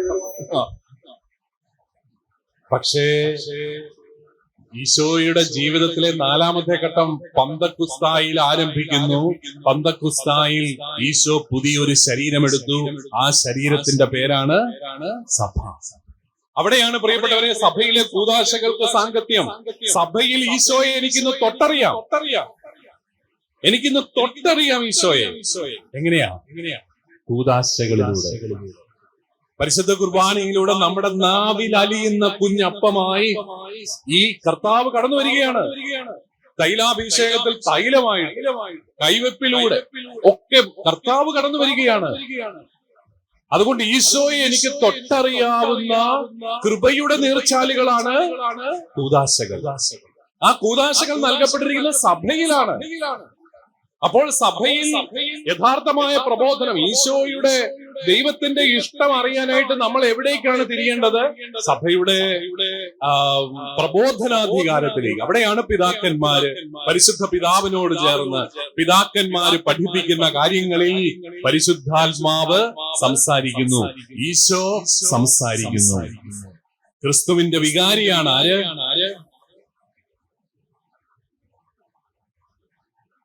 ക്രിസ്തുവിന്റെ വികാരിയുടെ പേര് മാർപ്പാപ്പ കേട്ടോ. ക്രിസ്തുവിൻ വികാരിയായി ഭൂതലത്തിലാകവേ പാടാറില്ല ഇടയ്ക്ക്. ഞാൻ ഇത് ഏത് നാട്ടിലാണോ വന്നിരിക്കുന്നത്? ക്രിസ്തുവിന്റെ വികാരിയാണ് മാർപ്പാപ്പ. അപ്പസ്തോലരുടെ പിൻഗാമികൾ ആരാണ്? മെത്രാന്മാര്. മെത്രാന്മാരുടെ പൗരോഹിത്യത്തിൽ വൈദികർ പങ്കുപറ്റുന്നു. ഇതെല്ലാം ഒരു വലിയ കൂട്ടായ്മയുടെ അനുഭവമാണ്. അപ്പോൾ ഇത് സഭയിൽ ഈശോ ജീവിക്കുകയാണ്. കൂദാശകളിലൂടെ ഈശോ ജീവിക്കുകയാണ്. നമ്മുടെ ഈ വേദപാഠത്തിന്റെ ഒരു വലിയ കുറവ്, നമ്മുടെ വേദപാഠമെല്ലാം ഈശോയുടെ 33 വർഷങ്ങളിലേക്ക് കൊണ്ട് അവസാനിച്ചു. ഇന്നും ജീവിക്കുന്ന കർത്താവ്, ഇന്ന് സഭയിലൂടെ ജീവിക്കുന്ന കർത്താവിനെ വേണ്ട രീതിയിൽ അവതരിപ്പിക്കാനായിട്ട് നമ്മൾ പരാജയപ്പെട്ടു പോയി. അതുകൊണ്ടാണ് ഞാൻ എന്തിനാ പള്ളി വന്ന് കുർബാനയിൽ പങ്കെടുക്കുന്ന, വീട്ടില് ജീവിക്കകത്ത് കണ്ടാ പോരെ എന്നൊക്കെ ചോദിച്ചാൽ, മോനെ, സഭയുടെ കത്തോലിക്ക സഭയുടെ വിശ്വാസം അനുസരിച്ച് നീ രക്ഷിക്കപ്പെടണമെങ്കിൽ ഒരേ ഒരു മാർഗമേ ഉള്ളൂ. എന്താണത്? കൂദാശ സ്വീകരിക്കണം. അത്ര. അത് വീട്ടിൽ ഇരുന്ന് TV കണ്ടാ കൂദാശയാകത്തില്ല. അത് കൂദാശ സ്വീകരിക്കണം. ഇത് രക്ഷയ്ക്കുള്ള ഏക മാർഗമാണ് സഭയും സഭയുടെ കൂദാശ. ഇത് പഠിച്ചു കഴിഞ്ഞ് ഇത് തലേ കയറി കഴിഞ്ഞാൽ വേറെ ആരെങ്കിലും ഏതെങ്കിലും സഭ, നമ്മുടെ സഭ വിട്ടു പോവോ? എവിടെയെങ്കിലും പോവോ? ഒരിക്കലും ഇല്ല. കാരണം എന്താ? എന്റെ ആത്മാവിന്റെ രക്ഷ സാധിക്കണമെങ്കിൽ എന്റെ കർത്താവിലൂടെ മാത്രമേ സാധിക്കത്തുള്ളൂ. ആ കർത്താവിന്റെ തുടർച്ചയാണ് ഇന്നത്തെ സഭ. സഭയിലൂടെ കർത്താവ് തുടരുകയാണ്. പൗലോസ് ശ്ലീഹ ആവർത്തിച്ച് പറയുന്നുണ്ടല്ലോ, സഭയാണ് കർത്താവിന്റെ ശരീരം. ശരീരത്തിന്റെ അവയവങ്ങൾ ആരാ? നമ്മളാണ് അവയവങ്ങൾ. ശിരസ്സോ ക്രിസ്തുവും. അതാണ് പ്രിയപ്പെട്ടവരെ സഭയെന്ന് പറയുന്നത്. അതുകൊണ്ടാണ് ഇതിനെ കേവലം ഒരു സാമൂഹിക സംവിധാനമായിട്ട് നമ്മൾ ഒരിക്കലും മനസ്സിലാക്കരുത്. നമുക്ക് പിടികിട്ടത്തില്ല. അങ്ങനെയാകുമ്പോൾ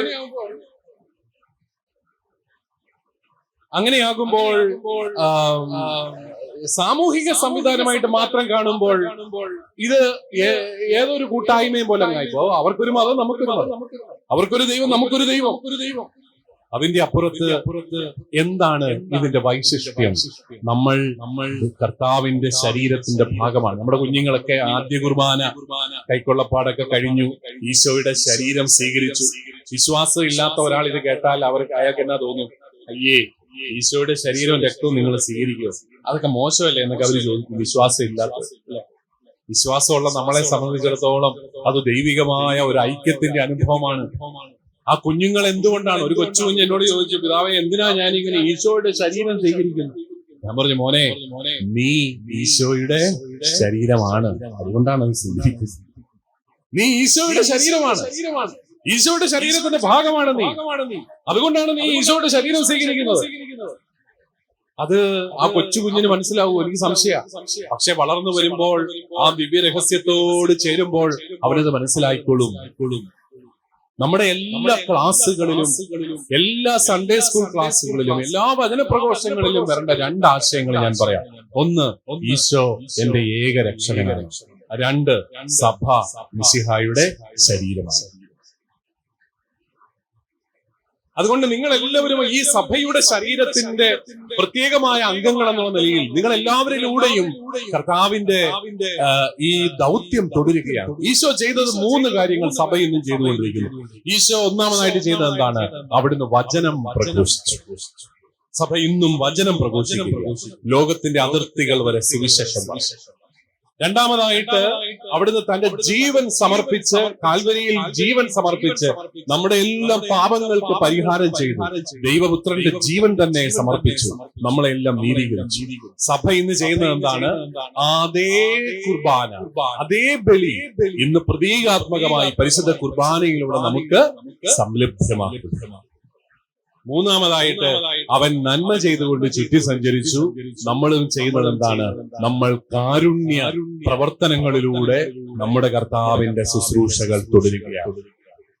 നമ്മളൊക്കെ നമ്മുടെ സഭയുടെ കാരുണ്യ പ്രവർത്തനങ്ങളെ കുറിച്ച് എത്രമാത്രം അവബോധം നമുക്കുണ്ട്? നിങ്ങൾ എപ്പോഴും ഓർക്കണം, അഭിമാനപൂർവ്വം നമ്മുടെ കുഞ്ഞുങ്ങളോട് ഇതൊക്കെ പറഞ്ഞു കൊടുക്കണം. നമ്മുടെ പിള്ളേർക്ക് അറിയത്തില്ല, നമ്മുടെ കത്തോലിക്കർക്ക് തന്നെ അറിയത്തില്ല നമ്മൾ എന്തെല്ലാമാണ് ചെയ്യുന്നതെന്ന്. ഇടയ്ക്കിടയ്ക്ക് പറഞ്ഞു കൊടുക്കണം നല്ല കാര്യങ്ങൾ. ഈ കേരള സമൂഹത്തെ തന്നെ നവീകരിക്കുന്നതിൽ എത്രയോ വലിയ പങ്കാണ് നമ്മുടെ സഭ ചെയ്തുകൊണ്ടിരിക്കുന്നത്. എന്തുകൊണ്ടാണ് കേരളത്തിൽ തെരുവ് കുട്ടികളില്ല? സ്ട്രീറ്റ് ചിൽഡ്രൻ എന്ന് പറയുന്ന ഒരു വിഭാഗം ബാക്കി എല്ലാ സംസ്ഥാനങ്ങളിലും ഉണ്ട്. കേരളത്തിൽ അവരെവിടെ പോയി? ബാലവേലയില്ലാത്ത ഒരേ ഒരു സംസ്ഥാനം കേരളം. എന്തുകൊണ്ട്? നമ്മുടെ സിസ്റ്റേഴ്സും നമ്മുടെ വൈദികരും ഒക്കെ നടക്കുന്ന ബാലഭവനുകളും ബാലികാ ഭവനുകളും ഈ തെരുവോരങ്ങളിൽ അലഞ്ഞു നടക്കുന്ന കുഞ്ഞുങ്ങളെല്ലാം ഒപ്പിയെടുത്ത് അവർക്ക് നല്ല ശുശ്രൂഷകൾ നൽകി അവരെ അടുത്തുള്ള സ്കൂളിൽ വിട്ട് പഠിപ്പിച്ച് മിടുക്കരാക്കി സമൂഹത്തിന് തിരിച്ചു കൊടുക്കും. ഞാൻ പണ്ടൊരിക്കൽ ഒരു സിസ്റ്റേഴ്സ് നടത്തുന്ന ഒരു ബാലികാ ഭവന്റെ ജൂബിലിക്ക് ശതാബ്ദിയിൽ പങ്കെടുക്കാനായിട്ട് പോയി.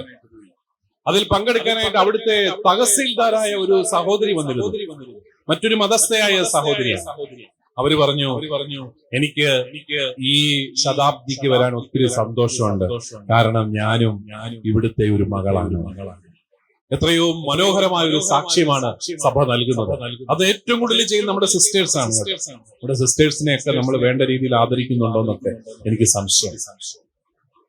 അവരൊക്കെ ചെയ്യുന്ന ശുശ്രൂഷകൾ കണ്ടാൽ നമ്മൾ ആരെങ്കിലും ആ കണ്ണു നിറയാതെ അവിടെ നിന്നൊക്കെ ഇറങ്ങിപ്പോകുമോ? ഈ മാനസിക രോഗികളായ സഹോദരിമാര്, സഹോദരന്മാര്, അവരൊക്കെ രാവിലെ എഴുന്നേൽക്കുമ്പോൾ അവരുടെയൊക്കെ ആ കിടപ്പുമുറിയിലോട്ടൊന്നും പോകാൻ പറ്റത്തില്ല. നമ്മുടെ ഈ മക്കളായ ഈ പെൺപിള്ളേര്, ചെറുപ്പക്കാര്, കന്യാസ്ത്രീകൾ, അവര് പോയി അത് മുഴുവൻ വൃത്തിയാക്കി ഇതുങ്ങളെയൊക്കെ ശരീരമെല്ലാം ഒന്ന് വൃത്തിയാക്കി കുർബാനയ്ക്കൊക്കെ ഇറക്കിക്കൊണ്ട് വരണമെങ്കിൽ എന്തോ ഒരു ത്യാഗമാണ്. അതെല്ലാ ദിവസവും അവർക്ക് അങ്ങനെ പ്രത്യേകിച്ച് ലീവ് ഒന്നുമില്ല. 365 ദിവസവും ഈ 3:30 എഴുന്നേറ്റ് 4 മണിക്ക് എഴുന്നേറ്റ് ഇതുങ്ങളുടെ കൂടെ ശുശ്രൂഷ. അംഗവൈകല്യം വന്ന കുഞ്ഞുങ്ങള്, മാനസിക രോഗികൾ, ഉപേക്ഷിക്കപ്പെട്ട അപ്പന്മാര്, അമ്മമാര്, പ്രിയപ്പെട്ടവരെ, ആരെ വേണമെങ്കിലും നിങ്ങൾക്ക് വെല്ലുവിളിക്കാം. ഇതുപോലെ ഈ സമൂഹത്തിൽ നന്മയുടെ കാരുണ്യത്തിന്റെ ശുശ്രൂഷ ചെയ്യാൻ വേറെ ആർക്ക് സാധിക്കും? നമുക്കല്ലാതെ. എന്തുകൊണ്ടാ? നമ്മളെ സംബന്ധിച്ചിടത്തോളം കാരുണ്യ പ്രവർത്തനം ഒരു സാമൂഹ്യ പ്രവർത്തനമല്ല, മറിച്ച് it is an extension of the divine liturgy. ആരാധനയുടെ തുടർച്ചയാണ് നമ്മുടെ കാരുണ്യ പ്രവർത്തനങ്ങൾ. നമ്മുടെ സമൂഹത്തിന് വിദ്യാഭ്യാസത്തിന്റെ നന്മ കൊടുത്തത് നമ്മുടെ സഭയുടെ ഒരു വലിയ ഒരു ദൗത്യം. ഈ അടുത്ത നാളിൽ ചാവറയച്ചനെ നവോത്ഥാന നായകനായിട്ട് കേരള സർക്കാരിന്റെ പുസ്തകങ്ങളിൽ അവതരിപ്പിച്ചു. അതുപോലെ തന്നെ നമ്മുടെ പുസ്തകങ്ങളിൽ വരേണ്ടതാണ് പാശ്ചാത്യ മിഷണറിമാര്. മലയാളത്തിൽ ഒരു നിഘണ്ടു ഉണ്ടാക്കി തന്നത് ആരാണ്? ജർമ്മൻകാരനായ ഗുണ്ടർട്ട് സാഹിബാണ്, പ്രോട്ടസ്റ്റന്റ് മിഷണറി. ഇറ്റലിക്കാരനായ കത്തോലിക്ക സന്യാസി അർണോസ് പാദ്രിയാണ് മലയാള ഭാഷയ്ക്ക് ഒരു വ്യാകരണം ഉണ്ടായി. നമ്മളെ ലജ്ജിപ്പിക്കുന്ന പരിപാടിയായത്. അവര് വന്ന് നമ്മുടെ ഭാഷ പഠിക്കുക. അന്നത്തെ കാലത്ത് ഒരു പുസ്തകം പോലും ഇല്ല. നമുക്കാണെങ്കിൽ പുസ്തകമെല്ലാം നോക്കി പഠിക്കാം. അവർക്ക് പുസ്തകമൊന്നുമില്ല, അവരാണ് പുസ്തകം ഉണ്ടാക്കിയത്. ഇപ്പൊ ഹിന്ദി ദേശീയ ഭാഷയാണെന്നൊക്കെ പറഞ്ഞ് അവിടെ ഗീർവാണം അടിക്കുന്നു. ഈ ഹിന്ദിക്ക് വ്യാകരണം ഉണ്ടാക്കി കൊടുത്തതും പാശ്ചാത്യ മിഷണറിമാരാണ്. ഹിന്ദിക്ക് ഡിക്ഷണറി ഉണ്ടാക്കി കൊടുത്തത്, ആദ്യത്തെ ഡിക്ഷണറി ഉണ്ടാക്കിയതും പാശ്ചാത്യ മിഷണറിമാരാണ്. എന്നല്ല, ഇന്ത്യയിലെ എല്ലാ റീജിയണൽ പ്രാദേശിക ഭാഷകൾക്കും ഇന്ന് നിലനിൽപ്പുണ്ടായതിന് നമ്മൾ നന്ദി പറയേണ്ടത് പാശ്ചാത്യ മിഷണറിമാരോടാണ്. അവരൊക്കെയാണ് യഥാർത്ഥ നവോത്ഥാന നായകർ. അല്ലാതെ ഈ കഴിഞ്ഞ നൂറ്റാണ്ടിൽ പൊട്ടിമുളച്ച പ്രസ്ഥാനങ്ങളെക്കാളും അതിനൊക്കെ മുമ്പ് തന്നെ നവോത്ഥാനത്തിന്റെ വിത്തുകൾ പാകിയ ഒത്തിരി പേര് പ്രത്യേകിച്ച് പാശ്ചാത്യ ലോകത്തുനിന്ന് വന്നിട്ടുണ്ട്. അവരെയൊക്കെ അംഗീകരിക്കുമ്പോഴാണ് നമ്മൾ കുറച്ചും കൂടെ വിശാല മനസ്സുള്ള വ്യക്തികളായിട്ട് മാറുക. മനുഷ്യൻ ചെയ്ത നന്മയെ നമ്മൾ എന്തിനാണ്, അവൻ പാശ്ചാത്യനാണോ പൗരസ്ത്യനാണോ എന്ന് നോക്കി അവനെ എന്തിനാണ് മാറ്റി നിർത്തുന്നത്? എനിക്ക് നന്മ ചെയ്തത് ആരാണെങ്കിലും അത് അംഗീകരിക്കുമ്പോൾ ഞാൻ ഒരിക്കലും എന്റെ അസ്തിത്വം കൈവിടിയുന്നില്ല. അതുകൊണ്ടാണ് നമുക്ക് അതൊക്കെ അംഗീകരിക്കാം, നമ്മുടെ കുഞ്ഞുങ്ങളോട് അതൊക്കെ പറഞ്ഞു കൊടുക്കാനായിട്ട് പറ്റും. നേഴ്സിംഗ് എന്ന് പറയുന്ന പ്രൊഫഷൻ കേരളത്തിൽ തുടങ്ങിയതിനെ കുറിച്ച് പല കഥകളുണ്ട്. അതെല്ലാം നമ്മുടെ സിസ്റ്റേഴ്സുമായിട്ട് ബന്ധപ്പെട്ടാണ്. അത് എറണാകുളത്ത് ആരംഭിച്ചു എന്ന് പറയുന്നവരുണ്ട്. അതുപോലെ തിരുവനന്തപുരത്ത് നമ്മുടെ കൊല്ലം ബിഷപ്പായിരുന്ന ബെൻസിഗർ തിരുമേനി 1905 അദ്ദേഹത്തോട് തിരുവിതാംകൂർ രാജാവായിരുന്ന രാമവർമ്മ, മൂലം തിരുനാൾ രാമവർമ്മ രാജാവ് അപേക്ഷിക്കുകയാണ്, തിരുമേനി ഞങ്ങളുടെ ഇവിടെ ക്ഷയരോഗികളുണ്ട്, അവരെ പരിപാലിക്കാൻ ഞങ്ങൾക്ക് ആളില്ല. അതുകൊണ്ട് നിങ്ങളുടെയൊക്കെ നാട്ടിൽ സിസ്റ്റേഴ്സ് ഉണ്ടെന്ന് കേട്ടു, നേഴ്സുമാരെ, അവരെ കുറച്ചുപേരെ കൊണ്ട് തരാവുന്ന. ഉടനെ ബെൻസിഗർ തിരുമേനി സ്വിറ്റ്സർലൻഡിൽ പോയി അവിടുന്ന് ഹോളി ക്രോസ് സിസ്റ്റേഴ്സിനെ കൊണ്ടുവന്നു. അവർക്ക് വേണ്ടിയിട്ട് നമ്മുടെ കേരളത്തിന്റെ മതേതര ചരിത്രത്തിലെ മനോഹരമായ ഒരു ഏടാണത്. അവർക്ക് വേണ്ടി മഹാരാജാവ് തിരുവനന്തപുരം ജനറൽ ആശുപത്രിക്ക് അകത്ത് ഒരു കോൺവെന്റ് പണിത് കൊടുത്തു. ആ കോൺവെന്റ് ഇപ്പോഴും അവിടെ ഉണ്ട്, കന്യാസ്ത്രീകളുമുണ്ട്. കൊല്ലം ജില്ലാ ആശുപത്രിയിൽ അവർ ജോലി ചെയ്യാനായിട്ട് തുടങ്ങി. പിന്നീടാണ് അവർ കൊട്ടിയത്ത് അവരുടേതായ ഹോസ്പിറ്റൽ തുടങ്ങി. അവരെല്ലാം കൂടെ ചേർന്നാണ് കേരളത്തിലെ നഴ്സിംഗ് വിദ്യാഭ്യാസത്തിൽ ഒരു സിലബസ് ഉണ്ടാക്കിയതും സർക്കാർ അത് ആരംഭിച്ചതും എന്നൊക്കെയാണ് പറയുന്നത്. നമുക്ക് എത്ര പേർക്ക് ഈ ചരിത്രമൊക്കെ, ഈ പൊതുസമൂഹത്തിന്റെ വളർച്ചയെ കത്തോലിക്ക സമൂഹം, ക്രൈസ്തവ സമൂഹം എങ്ങനെ വളർത്തി അല്ലെങ്കിൽ എങ്ങനെ സ്വാധീനിച്ചു എന്നുള്ളത് ഇതൊക്കെ പിള്ളേരോട് പറഞ്ഞു കൊടുക്കണം. അപ്പൊ അവർക്ക് അഭിമാനം തോന്നും ഈ വിശ്വാസത്തിന്റെ ഭാഗമായിട്ട് നിൽക്കാൻ. ഈ കഴിഞ്ഞ കുറെ വർഷങ്ങൾക്ക് മുമ്പ് അന്ധവിശ്വാസത്തിൽ ഏതാണ്ട് നരബലിയൊക്കെ നടന്നു എന്നൊക്കെ പറഞ്ഞൊരു വാർത്ത കിട്ടും. പിന്നെ അതിന്റെ വാർത്തയൊന്നും കേൾക്കാനില്ല. അതൊന്നും ശരിയാകരുതേ നമ്മൾ പ്രാർത്ഥിക്കുന്നു. എനിക്ക് അത്ര വിശ്വാസമില്ല കഥയൊക്കെ കേട്ട് അങ്ങനെ സംഭവിച്ചോ. നരബലിയൊക്കെ ഇന്നത്തെ കാലത്ത് നടക്കുമെന്ന് ഇപ്പോഴും സംശയിക്കുന്ന ഒരു മനുഷ്യനാണ്. അത് ഇത്രയും വിദ്യാഭ്യാസമുള്ള നമ്മുടെ നാട്ടിൽ. അന്നൊരു ചെറുപ്പക്കാരൻ, ഒരു യൂത്തൻ എന്നോട് ചോദിച്ചു, ഇതാവേ നമ്മളെന്തിനാ ഈ അന്ധവിശ്വാസം, മറ്റു മതങ്ങളുടെ അന്ധവിശ്വാസത്തെ കുറിച്ച് പറയുന്നത്? എന്നോട് ചോദിക്കുക, നമ്മുടെ വിശ്വാസം അന്ധവിശ്വാസം അല്ലെന്നുള്ളതിന് എന്നാ ഗ്യാരണ്ടി? ഇവന്മാര് ഭയങ്കര ചോദ്യമാണ്. അത് നേരിട്ട് വന്ന് ചോദിച്ചു, നമ്മുടെ വിശ്വാസം അന്ധവിശ്വാസം അല്ലെന്നുള്ളതിന് എന്നാ ഉറപ്പ്? ഞാൻ പറഞ്ഞു, മോനെ നിന്നോട് ഇന്നേ വരെ ആരെയെങ്കിലും തല്ലാനോ കൊല്ലാനോ നിന്റെ വിശ്വാസം ആവശ്യപ്പെടുന്നു? അതില്ല. നീ ആരെയെങ്കിലും സഹോദരനെ ഭോഷാന്ന് വിളിച്ചാൽ പോയി കുമ്പസാരിക്കണമെന്നല്ലേ നിന്നെ പഠിപ്പിച്ചത്? അതെ. ഞാൻ പറഞ്ഞു, പരമമായ സ്നേഹമാണ് നിന്റെ വിശ്വാസം നിന്നെ പഠിപ്പിക്കുന്നത്. സ്നേഹിക്കാനും സഹോദരന് വേണ്ടി കുരിശെടുക്കാനും വേണമെങ്കിൽ മരിക്കാനും മാത്രമേ നിന്റെ വിശ്വാസം നിന്നോട് പറയത്തുള്ളൂ. അല്ലാതെ ആരെയും ഹരിക്കാൻ, ആരെയും കൊല്ലാനും തല്ലാനും ഒന്നും നിന്റെ വിശ്വാസം പറയത്തില്ല. ആരുടെയും മനുഷ്യാവകാശങ്ങൾ ലംഘിക്കാത്തിടത്തോളം നിന്റെ വിശ്വാസം എങ്ങനെയാണ് അന്ധവിശ്വാസമാണ്? ഒരിക്കലും ഈ വിശ്വാസത്തിന് നിന്നെ വളർച്ചയിലേക്ക് നയിക്കാൻ മാത്രമേ ഈ വിശ്വാസത്തിന് സാധിക്കത്തുള്ളൂ. നിന്നെ ഒരിക്കലും തളർത്താൻ കത്തോലിക്ക വിശ്വാസത്തിന് സാധിക്കില്ല. പഠിപ്പിച്ചു കൊടുക്കണം കുഞ്ഞുങ്ങളെ positive aspect of Catholic faith. അത് പിള്ളേർ അറിയണം. എന്തിനാ ഞാൻ വിശ്വസിക്കും? ഇപ്പൊ വേറൊരു സ്ഥലത്ത് ചെന്നപ്പോ ഒരു പയ്യൻ ചോദിച്ചു, ഞാൻ ഈ യുവജനങ്ങളുമായിട്ട് സംവാദത്തിന് പോകാം. ഒരാൾ ചോദിച്ചത് ഇതാണ്, പിതാവേ വിശ്വസിക്കുന്നവർക്ക് പീഡനങ്ങൾ ഉണ്ടാവുന്ന കർത്താവ് പറയുന്നു, എന്നാ പിന്നെ എന്തിനാ വിശ്വസിക്കുന്നത്? ഭയങ്കര ചോദ്യം അല്ലെ, വളരെ ലോജിക്കൽ ചോദ്യം. വിശ്വസിക്കുന്നവർക്ക് പീഡനങ്ങൾ ഉണ്ടാവും, നിങ്ങളെ ഒരു ന്യായാധിപ സംഘത്തിൽ കൊണ്ട് നിർത്തി നിങ്ങൾക്കെതിരെ കള്ളസാക്ഷി പറയും, എന്നാലും നിങ്ങൾ ഭാഗ്യവാന്മാർ, നിങ്ങൾക്ക് സ്വർഗരാജ്യം എന്നൊക്കെ പറഞ്ഞ ഒരുപാട് കളിപ്പീര് പരിപാടിയല്ലേ, ഇത് കിട്ടാനുള്ള പീഡനമല്ല ഇവിടെ കിട്ടുകയും ചെയ്യും. ഞാൻ പറഞ്ഞു മോനെ, അത് ശരിയാ, പീഡനം ഉണ്ടാവും. പീഡനം നീ വിശ്വസിച്ചാൽ ഇല്ലെങ്കിലും ഉണ്ടാവും. കാരണം ഈ മനുഷ്യ ശരീരം ഉള്ളിടത്തോളം കാലം സഹനങ്ങളെല്ലാം ഉണ്ട്. നമ്മളൊരു ശരീരം സ്വീകരിച്ചു കഴിഞ്ഞാൽ പിന്നെ ശരീരത്തിൽ രോഗങ്ങൾ വരും, യാതൊരു സംശയം. മനുഷ്യരുടെ കൂടെ ജീവിച്ചു കഴിഞ്ഞാൽ തിരസ്കരണം വരും, കാരണം മനുഷ്യരല്ലോ, മാലാഖമാരൊന്നും അല്ലല്ലോ. ഒത്തിരി ബുദ്ധിമുട്ടുകൾ വരും, ചിലപ്പോൾ യുദ്ധങ്ങളൊക്കെ ഉണ്ടാവും. പക്ഷെ നിന്റെ വിശ്വാസം നിന്നെ സഹായിക്കുന്നത് എന്തിനാണെന്ന് ചോദിച്ചാൽ, കാറ്റും വെള്ളപ്പൊക്കം ഉണ്ടായാലും തകർന്നു വീഴാത്ത പാറമേൽ പണിത ഭവനം പോലെ ധീരതയോടെ ജീവിതത്തെ നേരിടാൻ ഈ കുരിശിലുള്ള വിശ്വാസം, കുരിശെടുത്ത കർത്താവിലുള്ള വിശ്വാസം നിന്നെ ശക്തിപ്പെടുത്തും. അതാണ് നമ്മുടെ വിശ്വാസത്തിന്റെ കരുത്ത്. അതുകൊണ്ടാണ് നല്ല ധൈര്യമുള്ളവരായിരുന്നു ക്രിസ്ത്യാനികൾ പണ്ട് കാലത്ത്. ഇപ്പൊ അത്ര പറയാനില്ല. ഇത്രയും വേദപാഠമൊന്നും ഇല്ലാഞ്ഞ ഒരു കാലമുണ്ട്. നമുക്കൊക്കെ വേദപാഠം തുടങ്ങിയിട്ട് എത്ര നാളായി? 100 വർഷമായോ എന്ന് മനസ്സിലായി. വരാപ്പോഴും അതിന് ചരിത്രം നോക്കാം. ഞായറാഴ്ച വേദപാഠം തുടങ്ങിയിട്ട് എത്ര നാളായി?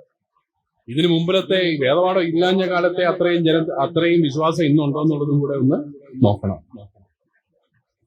ഞാൻ പൊതുവായിട്ട് പറഞ്ഞാല് നല്ല ധൈര്യമുള്ള മനുഷ്യരാണ് ക്രിസ്ത്യാനികൾ. കഴിഞ്ഞ നൂറ്റാണ്ടിന്റെ പ്രാരംഭഘട്ടത്തിലെയും ഒക്കെ ക്രിസ്ത്യാനികൾ നല്ല ധൈര്യമുള്ളവരാണ്. നമ്മുടെ മത്സ്യത്തൊഴിലാളി സഹോദരങ്ങളെ മാത്രം നോക്കിയാൽ എന്തോ ഒരു ധൈര്യമുള്ള മനുഷ്യനാണ്. ഞാൻ കുറച്ചുനാൾ ആലപ്പുഴ കടപ്പുറത്തുള്ള ഒരു ഇൻസ്റ്റിറ്റ്യൂട്ടിൽ ജോലി ചെയ്തു. അപ്പോ അവരുമായിട്ടൊരു നല്ല ബന്ധം ഉണ്ടായിരുന്നു. നമ്മൾ ഈ മീൻ രാവിലെ കഴിക്കാനായിട്ട് മേശപ്പുറത്ത് വരുമ്പം ഇത്രയും കഷ്ടപ്പെട്ട് ആണ് ഇത് പിടിച്ചോണ്ട് വരുന്നത് നമ്മൾ ഓർക്കുകയില്ല. ഇവര് ഈ ബോട്ടയിലൊക്കെ 2 ആഴ്ചയൊക്കെ പോയി ആഴക്കടലിൽ താമസിച്ചാണ് മത്സ്യബന്ധനം. ആഴക്കടലിൽ 4-5 മനുഷ്യർ ഒരു കൊച്ചു ബോട്ടിൽ കിടക്കുക, അത് നമുക്ക് ചിന്തിക്കാൻ പോലും പറ്റില്ല. കർത്താവ് എന്തൊരു ധൈര്യമായിരിക്കണം ആ മനുഷ്യൻ. ക്രിസ്ത്യാനിയുടെ ഒരു പ്രധാനപ്പെട്ട ഒരു അധ്വാന മാർഗമായിരുന്നു ഇത്, മത്സ്യത്തൊഴില്. നല്ല ധൈര്യമുള്ളവർക്ക് മാത്രം പറയാനുള്ള പണിയാണത്. അതുപോലെ മധ്യ കേരളത്തിൽ നിന്ന് അവിടെ ഒത്തിരി മക്കളും ഒക്കെയായി കുടുംബങ്ങളിലൊക്കെ ഈ മക്കളെ ഉൾക്കൊള്ളാനാവാത്ത ഒരു സാഹചര്യമൊക്കെ വന്നപ്പോഴത്തേക്കും മധ്യ കേരളത്തിൽ നിന്ന് എല്ലാവരും കൂടെ കെട്ടും കെട്ടി മലബാറിലേക്കൊക്കെ പോയി അവരുടെ ചരിത്രം പഠിച്ചാൽ നിങ്ങൾക്കറിയാം, ആദ്യം ചെന്നവരെല്ലാം മലമ്പരി പിടിച്ച് മരിച്ചുപോയി. എന്നിട്ട് നിർത്തിയില്ല. ക്രിസ്ത്യാനി പിന്നെയും പോയി. 2-3 പ്രാവശ്യത്തെ മൈഗ്രേഷനാണ് അവിടെ വിജയിച്ചത്. അത് മലബാറിൽ മാത്രമല്ല, അങ്ങ് തെക്കമ്പൂരിയിലും എല്ലാം നമ്മുടെ ആൾക്കാർ പോയി. നല്ല ധൈര്യമുള്ള മനുഷ്യരാണ്. പ്രതികൂലങ്ങളോട് പോരാടി നേരിടാൻ ഇവർക്ക് ധൈര്യം കിട്ടിയത് എവിടെ നിന്നാണെന്ന് ചോദിച്ചാൽ ഞാൻ പറയും അവരുടെ വിശ്വാസമാണ് അവർക്ക് ധൈര്യം കൊടുത്തത്. എന്താണ് വിശ്വാസം? കുരിശിൽ മരിച്ച കർത്താവിലാണ് അവരുടെ വിശ്വാസം. അപ്പൊ നമുക്ക് ആ ഒരു വിശ്വാസത്തിന്റെ ശക്തിയൊക്കെ നമ്മുടെ കുഞ്ഞുങ്ങൾക്ക് പറഞ്ഞു കൊടുക്കണം. നല്ല ധൈര്യമുള്ള പിള്ളേരായിട്ട് ഒരു മാറും. ഇപ്പത്തെ നമ്മുടെ പിള്ളേർക്ക് ധൈര്യമുണ്ടോ? ഒരു മത്സര പരീക്ഷ എഴുതാനുള്ള ധൈര്യം നമ്മുടെ പിള്ളേർക്ക്. കഴിഞ്ഞ മാസം വന്നു സിവിൽ സർവീസിന്റെ റിസൾട്ട്. 1600ഓളം പേർക്ക് കിട്ടിയ സെലക്ഷൻ. ഞങ്ങൾ ആ ലിസ്റ്റ് മുഴുവൻ അരിച്ചു പെറുക്കിയിട്ട് 10 ക്രിസ്ത്യാനി പേരുകൾ. അത്രയും മതി. ഈ സെന്റ് ആൽബർട്ട്സ് കോളേജൊക്കെ പോലെ വലിയ കോളേജുകൾ പടുത്തുയർത്തിയ ഈ സഭയുടെ മക്കൾ ബോംബെയിൽ ചെന്ന സെന്റ് സേവിയേഴ്സ്, ഡൽഹി ചെന്ന സെന്റ് സ്റ്റീഫൻസ്, ക്രൈസ്തവർക്ക് ഇല്ലാത്ത പ്രസ്ഥാനങ്ങളും കോളേജുകളും സംവിധാനങ്ങളും ഉണ്ടോ?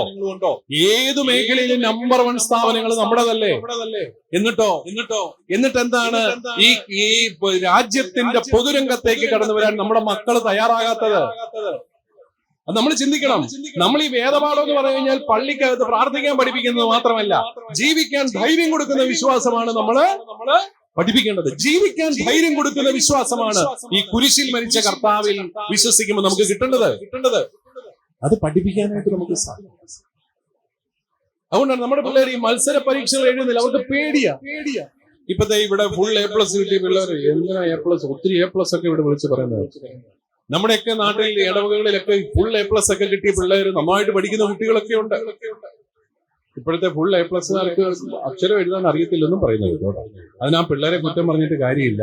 നിങ്ങൾ കേട്ടായിരുന്നു ഈ അടുത്ത നാളിൽ മന്ത്രിയുടെ വലിയൊരു പ്രഖ്യാപനം, അക്ഷരമാല പാഠ്യപദ്ധതിയിൽ ഉൾപ്പെടുത്താൻ ഞങ്ങൾ തീരുമാനിച്ചിരിക്കുന്നു.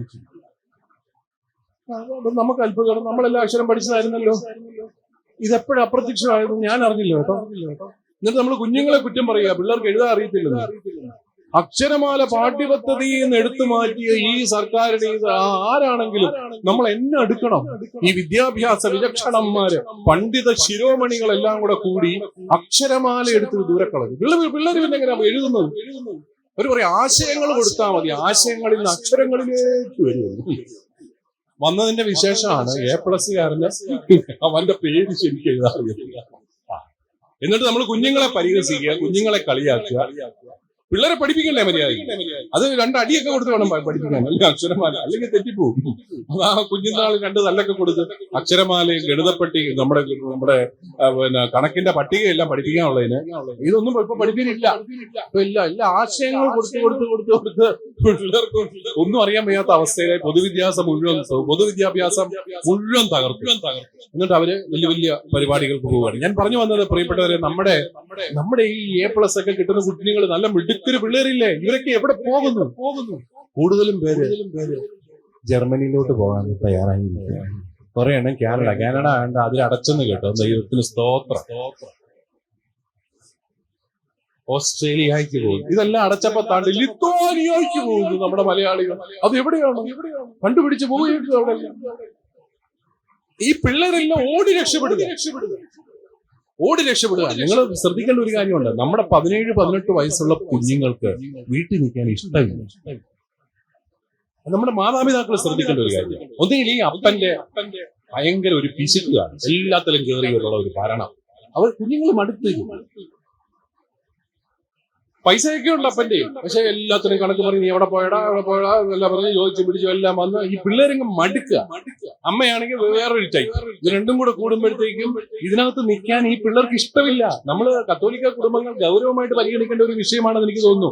നമ്മുടെ പിള്ളേർക്ക് വീട്ടിൽ നിൽക്കാൻ ഇഷ്ടമില്ല. പ്രിയപ്പെട്ടവർ, നിങ്ങളാണെങ്കിൽ പിള്ളേരെ എന്ന് പറഞ്ഞിട്ട് നടക്കുക, അതിനും കിട്ടില്ല. അവിടെ അവർ ഓടി രക്ഷപ്പെടാനായിട്ട് ആദ്യത്തെ അവസരം നോക്കി നിൽക്കുക. അങ്ങനെയാണ് ഈ വിദേശത്തോട്ടൊക്കെയുള്ള ഭ്രമം കൂടുന്നത് എന്ന് എനിക്ക് തോന്നുകയാണ്. നമ്മൾ ഗൗരവമായിട്ട് പരിഗണിക്കണം. നമ്മുടെ കുടുംബജീവിതത്തിന്റെ ക്വാളിറ്റിയെ കുറിച്ചുള്ള ഒരു ചോദ്യമാണത്.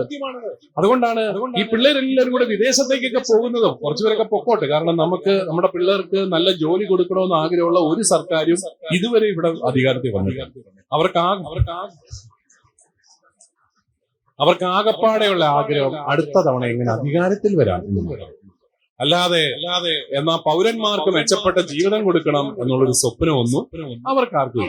അവരിങ്ങനെ രാഷ്ട്രീയ കൊലപാതകങ്ങളും നടത്തി മനുഷ്യനിൽ വെറുപ്പും വിദ്വേഷവും കുത്തി നിറച്ച് അങ്ങോട്ടും ഇങ്ങോട്ടും എല്ലാം സമരവും ജാഥയെല്ലാം നടത്തി കഷ്ടപ്പെട്ട് ജീവിക്കാൻ. ഞാൻ ഈ കഴിഞ്ഞ ഇടയ്ക്ക് ഓസ്ട്രേലിയയിൽ പോയി കേട്ടോ. അവിടുത്തെ ഇലക്ഷൻ കാലമാണ്. അവിടെ ഒരു ബഹളവും ഇല്ല, ഒന്നുമില്ല. ബഹളം വെച്ച് കഴിഞ്ഞാൽ പോലീസ് അറസ്റ്റ് ചെയ്യും. വഴി കൂടെ നടന്ന് ബഹളം വെച്ച ഇലക്ഷനാണ്. അവിടെ വളരെ സമാധാനം. ഓരോ തൂണിന്റെ ഒക്കെ ഇടയ്ക്ക് ഇങ്ങനെ ഓരോ ഫോട്ടോ കാണാം, എനിക്ക് വോട്ട് ചെയ്യണമെന്നും പറഞ്ഞുകൊണ്ട്. എന്നിട്ട് ഒരാഴ്ചയാണ് അവിടെ വോട്ട് ചെയ്യാനായിട്ട് സൗകര്യം. പക്ഷെ ഒരു കാര്യമുണ്ട്, വോട്ട് ചെയ്തില്ലെങ്കിൽ ശിക്ഷയാണ്. എല്ലാവരും പോയി വോട്ട് ചെയ്തോണം. പൗരന്മാരാണെങ്കിൽ വോട്ട് ചെയ്തോണം. അതാണ് അവിടുത്തെ ഒരു രീതി. പക്ഷെ എന്ത് ശാന്തമാണ് ഇത്. ഒരു സ്ഥാനാർത്ഥിക്ക് തന്നെ 7 കോടി രൂപയാവും. എന്റെ തമ്പുരാനെ, നമുക്ക് എന്തെല്ലാം നന്മ പ്രവൃത്തി ചെയ്യായിരുന്നു. 7 കോടി രൂപ കൊണ്ട് എത്രയോ പേർക്ക് തൊഴിൽ കൊടുക്കായിരുന്നു.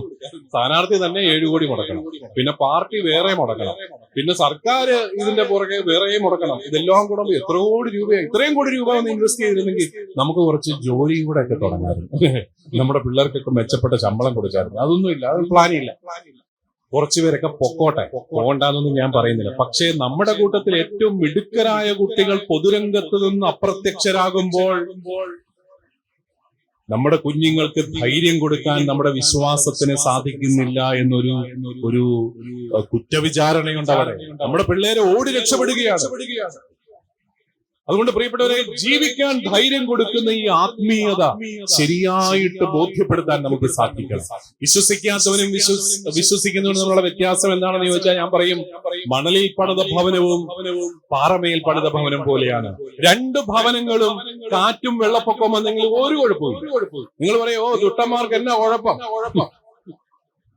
കാറ്റും വെള്ളപ്പൊക്കവും ജീവിതത്തിൽ പ്രശ്നങ്ങളില്ലെങ്കിൽ രണ്ടുപേരും നിലനിൽക്കും. പക്ഷേ കാറ്റും വെള്ളപ്പൊക്കവും വന്നാൽ ഒരൊറ്റ വീടേ നിലനിൽക്കത്തുള്ളൂ. അത് പാറമേൽ പണിത ഭവനമാണ്.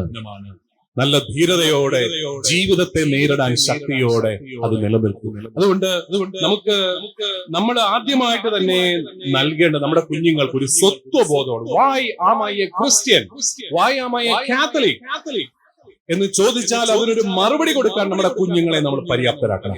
അത് 1-ാം ക്ലാസ് മുതൽ തുടങ്ങണം, 12-ാം ക്ലാസ് വരെ ആവർത്തിക്കുകയും ചെയ്യണം.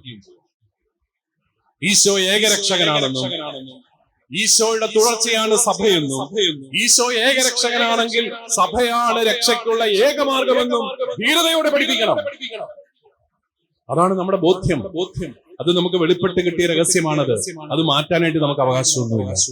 അതുകൊണ്ട് നമ്മൾ തെരഞ്ഞെടുക്കപ്പെട്ട ജനമാകുന്നത് കൂദാശകളിലൂടെ വിശുദ്ധീകരിക്കപ്പെട്ട് ലോകത്തെ മുഴുവൻ വിശുദ്ധീകരിക്കാൻ വേണ്ടിയാണ്. അങ്ങനെ ഒരു ദൗത്യമുണ്ട്. രണ്ടാമതായിട്ട് എനിക്ക്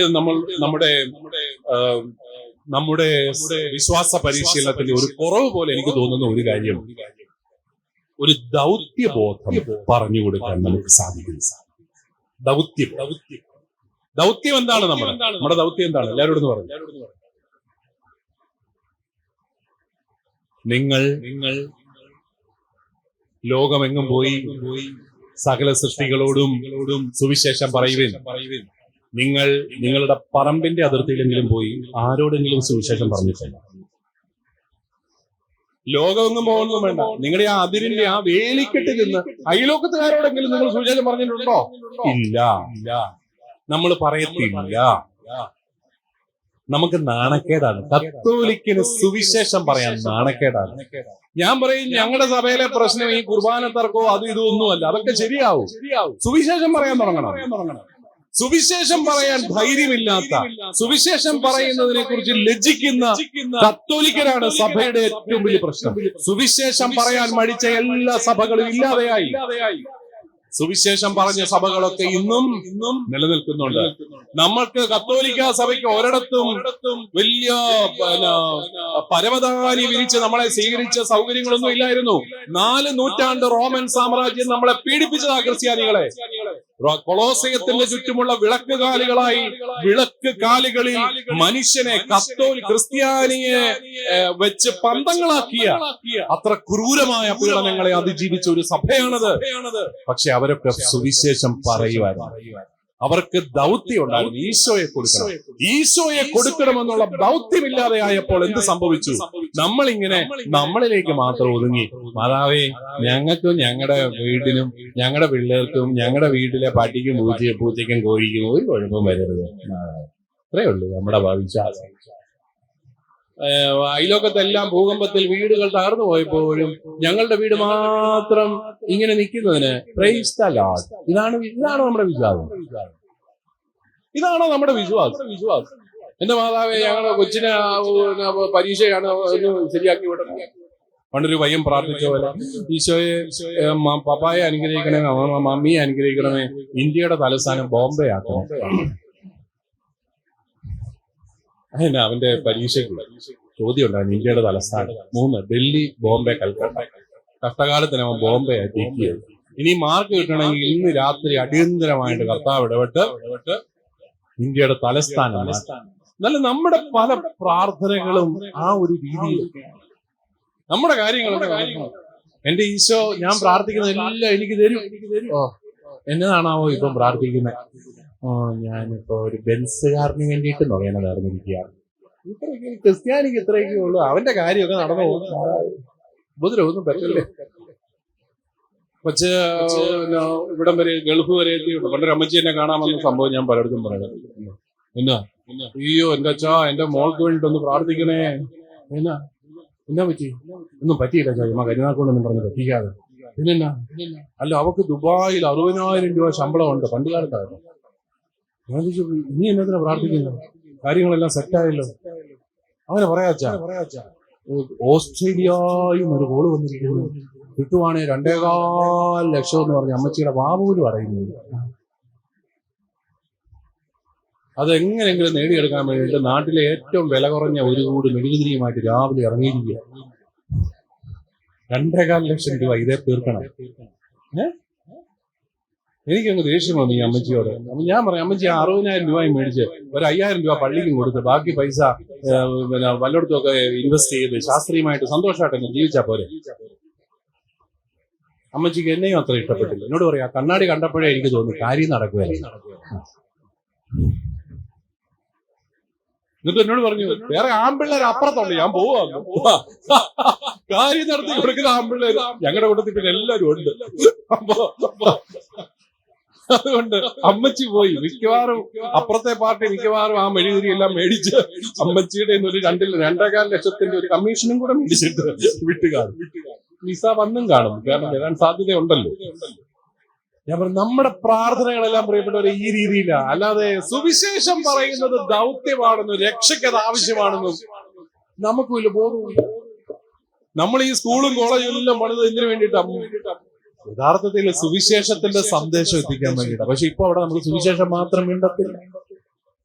ഈ അടുത്ത നാളിൽ മരിച്ചുപോയ നമ്മുടെ അത്തനേഷ്യസ് യോഹാൻ മെത്രാപ്പൊലീത്ത, പഴയ ഡോക്ടർ KP യോഹന്നാൻ, അല്ലെ, എന്നെ പറഞ്ഞാലും അങ്ങനെ നമ്മൾ സമ്മതിക്കണം.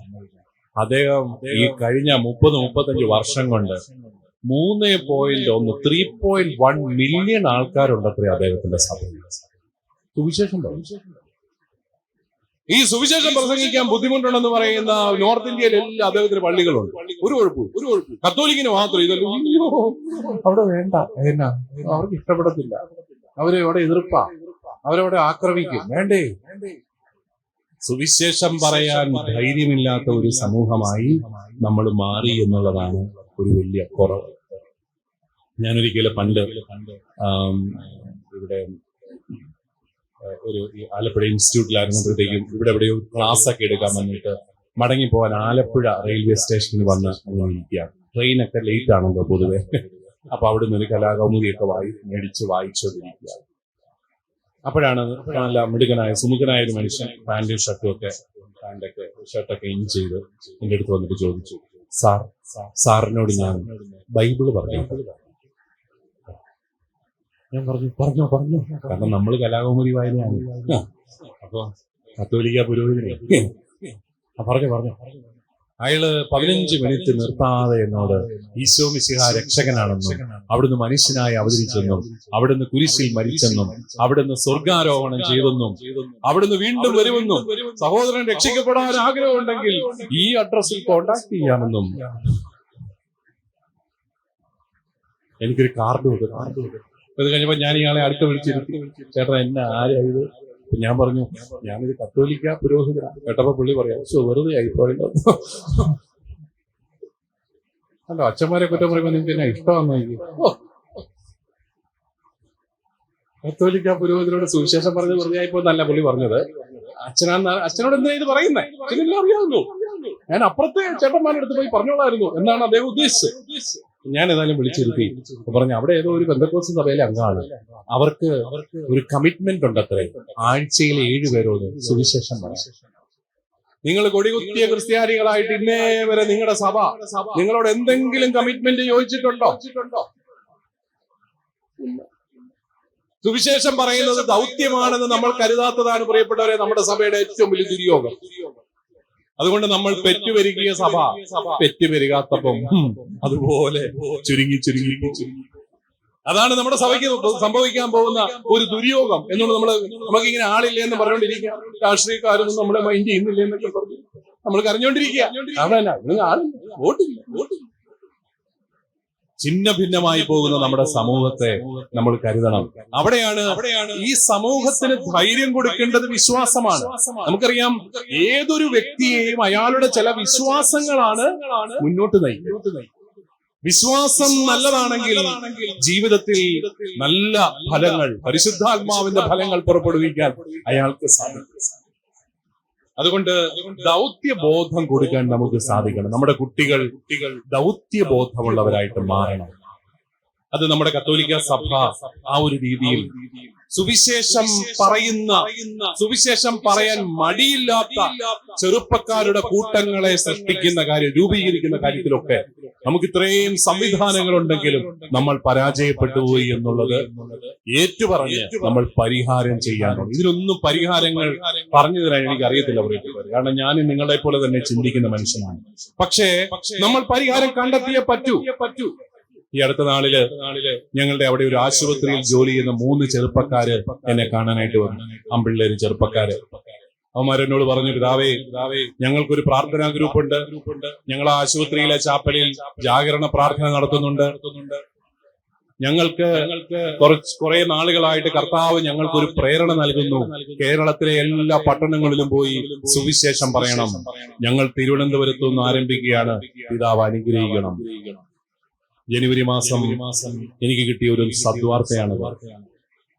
കർത്താവ് തീ പിടിപ്പിക്കുന്നുണ്ട് മനുഷ്യരെ, നമ്മുടെ ചെറുപ്പക്കാരെയൊക്കെ. നമ്മളാണ് ഇങ്ങനെ അനങ്ങാപ്പറകളെ കൊല്ലിക്കുന്നത്. നമ്മളിങ്ങനെയാ ഒന്നാം പാഠം ദൈവപിതാവ് വായിച്ചു നീ വായിക്കുക, കുറേ വായിച്ചു, നീ ഇരിക്കുക, വെരി ഗുഡ്, നീ വായിക്കുക, അതും കൊള്ളാം, ഇരിക്കുക. ഈ വായന പിള്ളേർക്ക് ബോറടിയാണ് പറയപ്പെടുന്നത്. നമ്മുടെയൊക്കെ വേദപാഠ ക്ലാസ്സുകൾ ഭയങ്കര ബോറടിയാണ്. അതുകൊണ്ട് നമ്മൾ അതിനെക്കുറിച്ച് ഗൗരവമായിട്ട് ചിന്തിക്കണം. മൂന്നാമതായിട്ട്, ആദ്യത്തേത് ഞാൻ പറഞ്ഞ സ്വത്വബോധമാണ്, സെൻസ് ഓഫ് ഐഡന്റിറ്റി.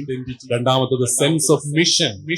മൂന്നാമത്തേത് സെൻസ് ഓഫ് എസ്റ്റീം, അതായത് അഭിമാനബോധം. സഭയെക്കുറിച്ച് അഭിമാനബോധം സൃഷ്ടിക്കുന്നതിൽ നമ്മൾ പരാജയപ്പെട്ടു പോകുന്നു.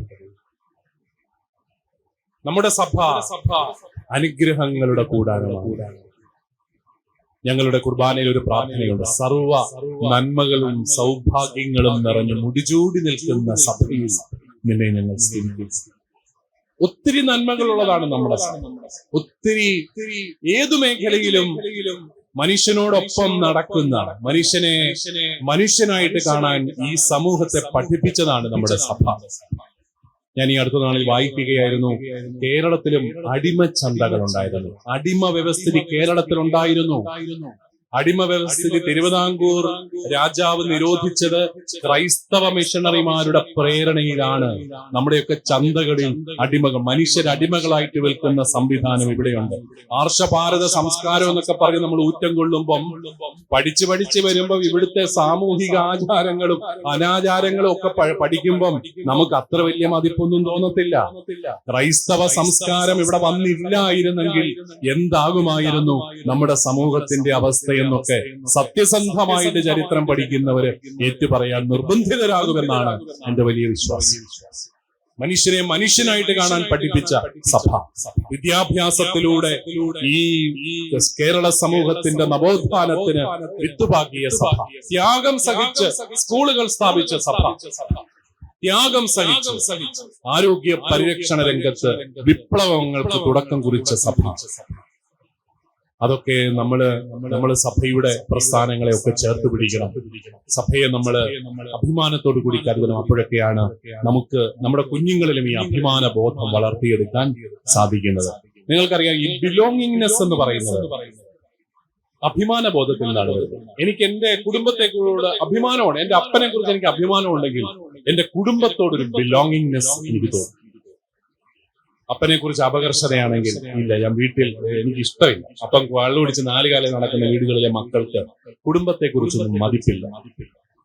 മതിപ്പ് വേണമെങ്കിൽ, മതിപ്പുണ്ടെങ്കിൽ മാത്രമേ ഈ ബിലോങ്ങിങ്നെസ് തോന്നത്തുള്ളൂ.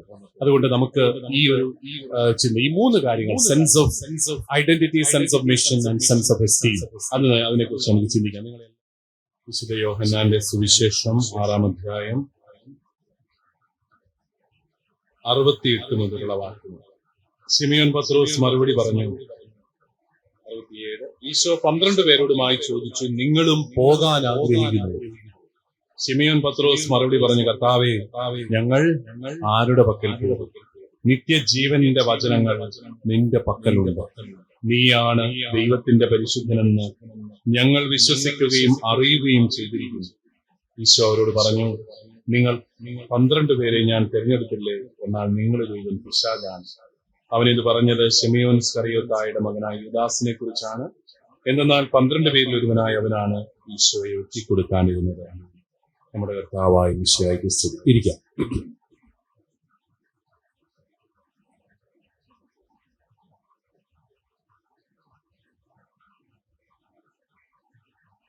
ശിഷ്യർക്ക് മനസ്സിലാക്കാൻ ഏറ്റവും ദുർഗ്രഹമായ കർത്താവിന്റെ പ്രബോധനമായിരുന്നു പരിശുദ്ധ കുർബാനയെ കുറിച്ചുള്ള പ്രബോധനം.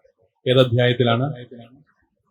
യോഹന്നാന്റെ സുവിശേഷം 6-ാം അധ്യായം. വളരെ നീണ്ട ഒരു പ്രഭാഷണമാണ്.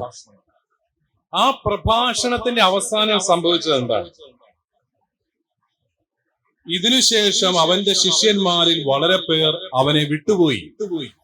അവർ പിന്നീട് ഒരിക്കലും അവന്റെ കൂടെ നടന്നില്ല. ഈശോ 12 പേരോടുമായി ചോദിച്ചു. എന്താണ് ചോദിച്ചത്? നിങ്ങളും പോകാൻ ആഗ്രഹിക്കുക. അതാവ് പിടിച്ചു നിർത്തിയത്. അതാ പിന്നെ മണ്ടനല്ലേ? ഇച്ചിരി ഒന്ന് വിട്ടുവീഴ്ചയൊക്കെ ചെയ്ത് കൂടെ നിർത്തണ്ടേ? ഞാൻ അത്ര ഉദ്ദേശിച്ചില്ല, നിങ്ങൾ പിണങ്ങി പോകണ്ട എന്നൊക്കെ പറയണ്ടേ?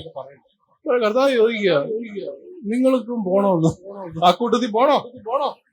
ഏതായാലും നമ്മുടെ പത്രോസ് എടുത്തിയാടി ഒറ്റ മറുപടി അങ്ങോട്ട് കാച്ചു. എന്താണത്? കർത്താവെ, ഞങ്ങൾ ആരുടെ അടുക്കിലേക്ക് പോകും?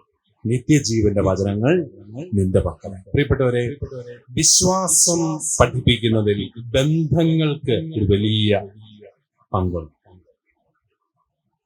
വിശ്വാസം എന്ന് പറയുന്നത് തന്നെ ഒരു ബന്ധമാണ്, ശരിയല്ലേ? വിശ്വാസം നിർവചിക്കാൻ പറഞ്ഞാൽ ഞാൻ പറയും, ദൈവവുമായിട്ടുള്ള പ്രണയമാണ് വിശ്വാസം. പ്രണയം എന്ന് കേട്ടപാടെ പിള്ളേർക്കെല്ലാം സന്തോഷം. അങ്ങനെ വാ, ഞങ്ങളുടെ ആ ലെവലിലേക്ക് ഒന്ന് വന്നേ പിതാവ്. ദൈവവുമായിട്ടുള്ള പ്രണയമാണ് വിശ്വാസം. അതൊരു വലിയ ബന്ധമാണ്. അതിനകത്ത് വലിയ ചോദ്യങ്ങളൊന്നുമില്ല. യുക്തിയല്ല, യുക്തിക്കപ്പുറത്തെ ഒരു സ്നേഹബന്ധമാണ് വിശ്വാസം. ഞാൻ ഒരിക്കല് സ്വിറ്റ്സർലൻഡിൽ നമ്മുടെ മലയാളികളെ ധ്യാനിപ്പിക്കാനായിട്ട്, അവിടുത്തെ പിള്ളേരെല്ലാം അവിടുത്തെ സ്കൂളുകളിലാണ് പഠിക്കുന്നത്. വളരെ ലോജിക്കൽ തിങ്കിങ് ആണ്. ലോജിക്ക് കൂടിയാണ് അവരുടെ വിശ്വാസം ക്ഷയിച്ചു പോയത്. അപ്പൊ ഞാന് അവിടെ വലിയാഴ്ച കർമ്മങ്ങളൊക്കെ നടത്തി, അവിടെ പ്രസംഗമൊക്കെ പറഞ്ഞു. അപ്പൊ ഞാന് ഈ ദുഃഖവെള്ളിയാഴ്ചത്തെ പ്രസംഗത്തിൽ ഞാൻ പറഞ്ഞു, സഹനങ്ങൾ എന്തുകൊണ്ട് എന്ന് ചോദിച്ചാൽ നമുക്ക് വലിയ മറുപടി ഒന്നും കിട്ടത്തില്ല. പക്ഷെ എങ്ങനെ സഹനങ്ങളെ നേരിടണം എന്ന് ചോദിച്ചാൽ സുവിശേഷം നമുക്ക് മറുപടി. അപ്പൊ അങ്ങനെയൊക്കെ വലിയ ഗംഭീരമായിട്ട് പ്രസംഗം എല്ലാം പറഞ്ഞു. എല്ലാം കഴിഞ്ഞ് ശനിയാഴ്ച ഒരു വീട്ടിൽ ഭക്ഷണത്തിന് ഞങ്ങളെ ക്ഷണിച്ചിട്ടുണ്ട്. അപ്പൊ ഞാനും വിചാരിച്ചോട് വന്നപ്പോൾ അവിടുത്തെ അമ്മ പറഞ്ഞു, എന്റെ അച്ഛന്റെ ഇന്നലത്തെ പ്രസംഗം കഴിഞ്ഞ് ഇവൻ എനിക്കൊരു സ്വസ്ഥത തരുന്നില്ല. അവൻ ചോദിക്കുന്നത് എന്തുകൊണ്ട് എന്ന് ചോദിച്ചില്ലെങ്കിൽ പിന്നെ എങ്ങനെയാണ് ശാസ്ത്രം വളരുന്നത്? So we should always be asking why. ഈ ഹൗ എന്ന് മാത്രം ചോദിച്ചുകൊണ്ടിരുന്നാൽ എങ്ങനെ ശരിയാകുന്നു? വൈ എന്ന് ചോദിക്കണ്ടേ? എന്തുകൊണ്ട് എന്ന് ചോദിക്കണ്ടേ? ഞാൻ പറഞ്ഞു, മോനെ, നീ പറഞ്ഞത് കറക്റ്റാണ്, പക്ഷെ അത് ശാസ്ത്രത്തിനെ ചെയ്യത്തുള്ളൂ. ശാസ്ത്രത്തിന്റെ രീതിശാസ്ത്രം എടുത്ത്, ശാസ്ത്രത്തിന്റെ മെത്തഡോളജി എടുത്ത് നീ വിശ്വാസത്തിന് അപ്ലൈ ചെയ്യുക. വിശ്വാസത്തിന്റെ മെത്തഡോളജി ഭക്തിയാണ്, സ്നേഹമാണ്. എന്റെ അമ്മയെ ഞാൻ അമ്മയെന്ന് വിളിക്കുന്നത് DNA ടെസ്റ്റിന്റെ ഫലം കിട്ടിയിട്ടല്ല. എന്റെ അമ്മയോട് ഒട്ടിച്ചേർന്ന ഒരു ജീവിതമായിരുന്നു എന്റെ അമ്മയെന്ന് വിളിക്കും. ഇപ്പോഴും അമ്മയുടെ അടുത്ത് പോയിരിക്കുമ്പോൾ എനിക്ക് ആ സുരക്ഷിതത്വമുണ്ട്. അതൊന്നും ലോജിക്കൽ അല്ല. ഇത് ഇങ്ങേരുടെ അമ്മയാണെന്ന് ആരാ പറഞ്ഞേ? അത് വലിയ ചോദ്യം. എന്റെ അമ്മയെ, എന്റെ അപ്പനെയൊക്കെ ഞാൻ സ്വന്തമെന്ന് കരുതുന്നത് യുക്തിപരമായ എന്തെങ്കിലും പരിശോധന നടത്തിയിട്ടൊന്നുമല്ല, മറിച്ച് അതൊരു സ്നേഹത്തിന്റെ അനുഭവം. ഇത് തന്നെയാണ് പ്രിയപ്പെട്ടവരുടെ വിശ്വാസം. വിശ്വാസം എന്ന് പറയുന്നത് ദൈവവുമായി പ്രണയത്തിലാകുന്ന ഒരു അനുഭവം. അത് ഇഷ്ടത്തിൽ തുടങ്ങും, സ്നേഹത്തിലേക്ക് കടക്കും, പിന്നെ പ്രണയമായിട്ട് മാറും. ഒരു ദിവസം പ്രണയമായിട്ട് മാറും, അതൊരു സ്നേഹത്തിന്റെ ഉദാത്ത ഭാവമായിട്ട് മാറി നിലനിൽക്കുകയാണ്. അതാണ് വിശ്വാസം എന്ന് പറയുന്നത്. അതുകൊണ്ട് ഒരു ബന്ധമാണ് വിശ്വാസമെങ്കിൽ, ദൈവത്തിന് നമ്മളോടും നമുക്ക് ദൈവത്തോടുമുള്ള ആ സ്നേഹബന്ധമാണ് വിശ്വാസമെങ്കിൽ, ഒരു ബന്ധത്തിന്റെ പശ്ചാത്തലത്തിൽ മാത്രമേ ഈ വിശ്വാസത്തെ നമുക്ക് പകർന്നു കൊടുക്കാൻ പറ്റൂ. അതുകൊണ്ട് ഞാൻ പറയും, നമ്മളെല്ലാവരും നമ്മുടെ ലത്തീൻ ആരാധനാക്രമത്തിൽ ഉണ്ടെന്നാണ് എന്റെ ഒരു ചിന്ത. അബ്രാഹത്തിന്റെയും ഇസഹാക്കിന്റെയും യാക്കോബിന്റെയും ദൈവമേ എന്നുള്ളൊരു പ്രാർത്ഥന എല്ലാ ആരാധനാക്രമങ്ങളിലും ഉണ്ട്. പിതാക്കന്മാരുടെ ദൈവത്തെ വിളിച്ച് നമ്മൾ പ്രാർത്ഥിക്കുക. അതെന്തിനാ? അവരെ ചുമ്മാ നമ്മളൊന്ന് ഓർക്കുന്നേ ഉള്ളോ? അല്ല, നമ്മൾ വിളിക്കുന്നത് പിതാക്കന്മാരുടെ ദൈവത്തെയാണ്. പിതാക്കന്മാരിൽ നിന്ന് പകർന്നു കിട്ടിയതാണ് നമ്മുടെ വിശ്വാസം. ആ ബന്ധത്തിലൂടെ, പിതാക്കന്മാരോടുള്ള ബന്ധത്തിലൂടെയാണ് നമുക്ക് പിതാക്കന്മാരുടെ ദൈവത്തെ കിട്ടിയത്. അത് തന്നെയാണ് പ്രിയപ്പെട്ടവരെ ഇന്ന് നമ്മുടെ വിശ്വാസ പരിശീലനത്തിൽ ഈ മോഡലാണ് നമ്മൾ ഉപയോഗിക്കേണ്ടത്. നമ്മുടെ കുഞ്ഞുങ്ങളോട് ഒരു നല്ല ബന്ധം നമ്മൾ രൂപീകരിച്ചത്. ഞാനിത് ഒരു സൺഡേ സ്കൂൾ അധ്യാപകരുടെ സെമിനാറിൽ നിന്ന് പറഞ്ഞു, ഒരു അധ്യാപകൻ പറയാം, അങ്ങനെയാണെങ്കിൽ ഈ പോർഷനൊക്കെ ഇച്ചിരി കുറയ്ക്കണം. എന്തിനാ? ബന്ധം സ്ഥാപിക്കാൻ സമയം വേണമെന്ന്. ഭയങ്കര പോർഷനും കൊണ്ട് തീരുന്നില്ല, പിന്നല്ലേ ബന്ധം സ്ഥാപിക്കും. ഒരു മുട്ടായി കുട്ടിയും പറയും. ഞാൻ പറഞ്ഞു, എന്റെ സാറ് ക്ലാസ് എടുക്കുന്ന രീതി കണ്ടാൽ കുഞ്ഞുങ്ങൾക്ക് സാറിനോടൊരു അടുപ്പം തോന്നും.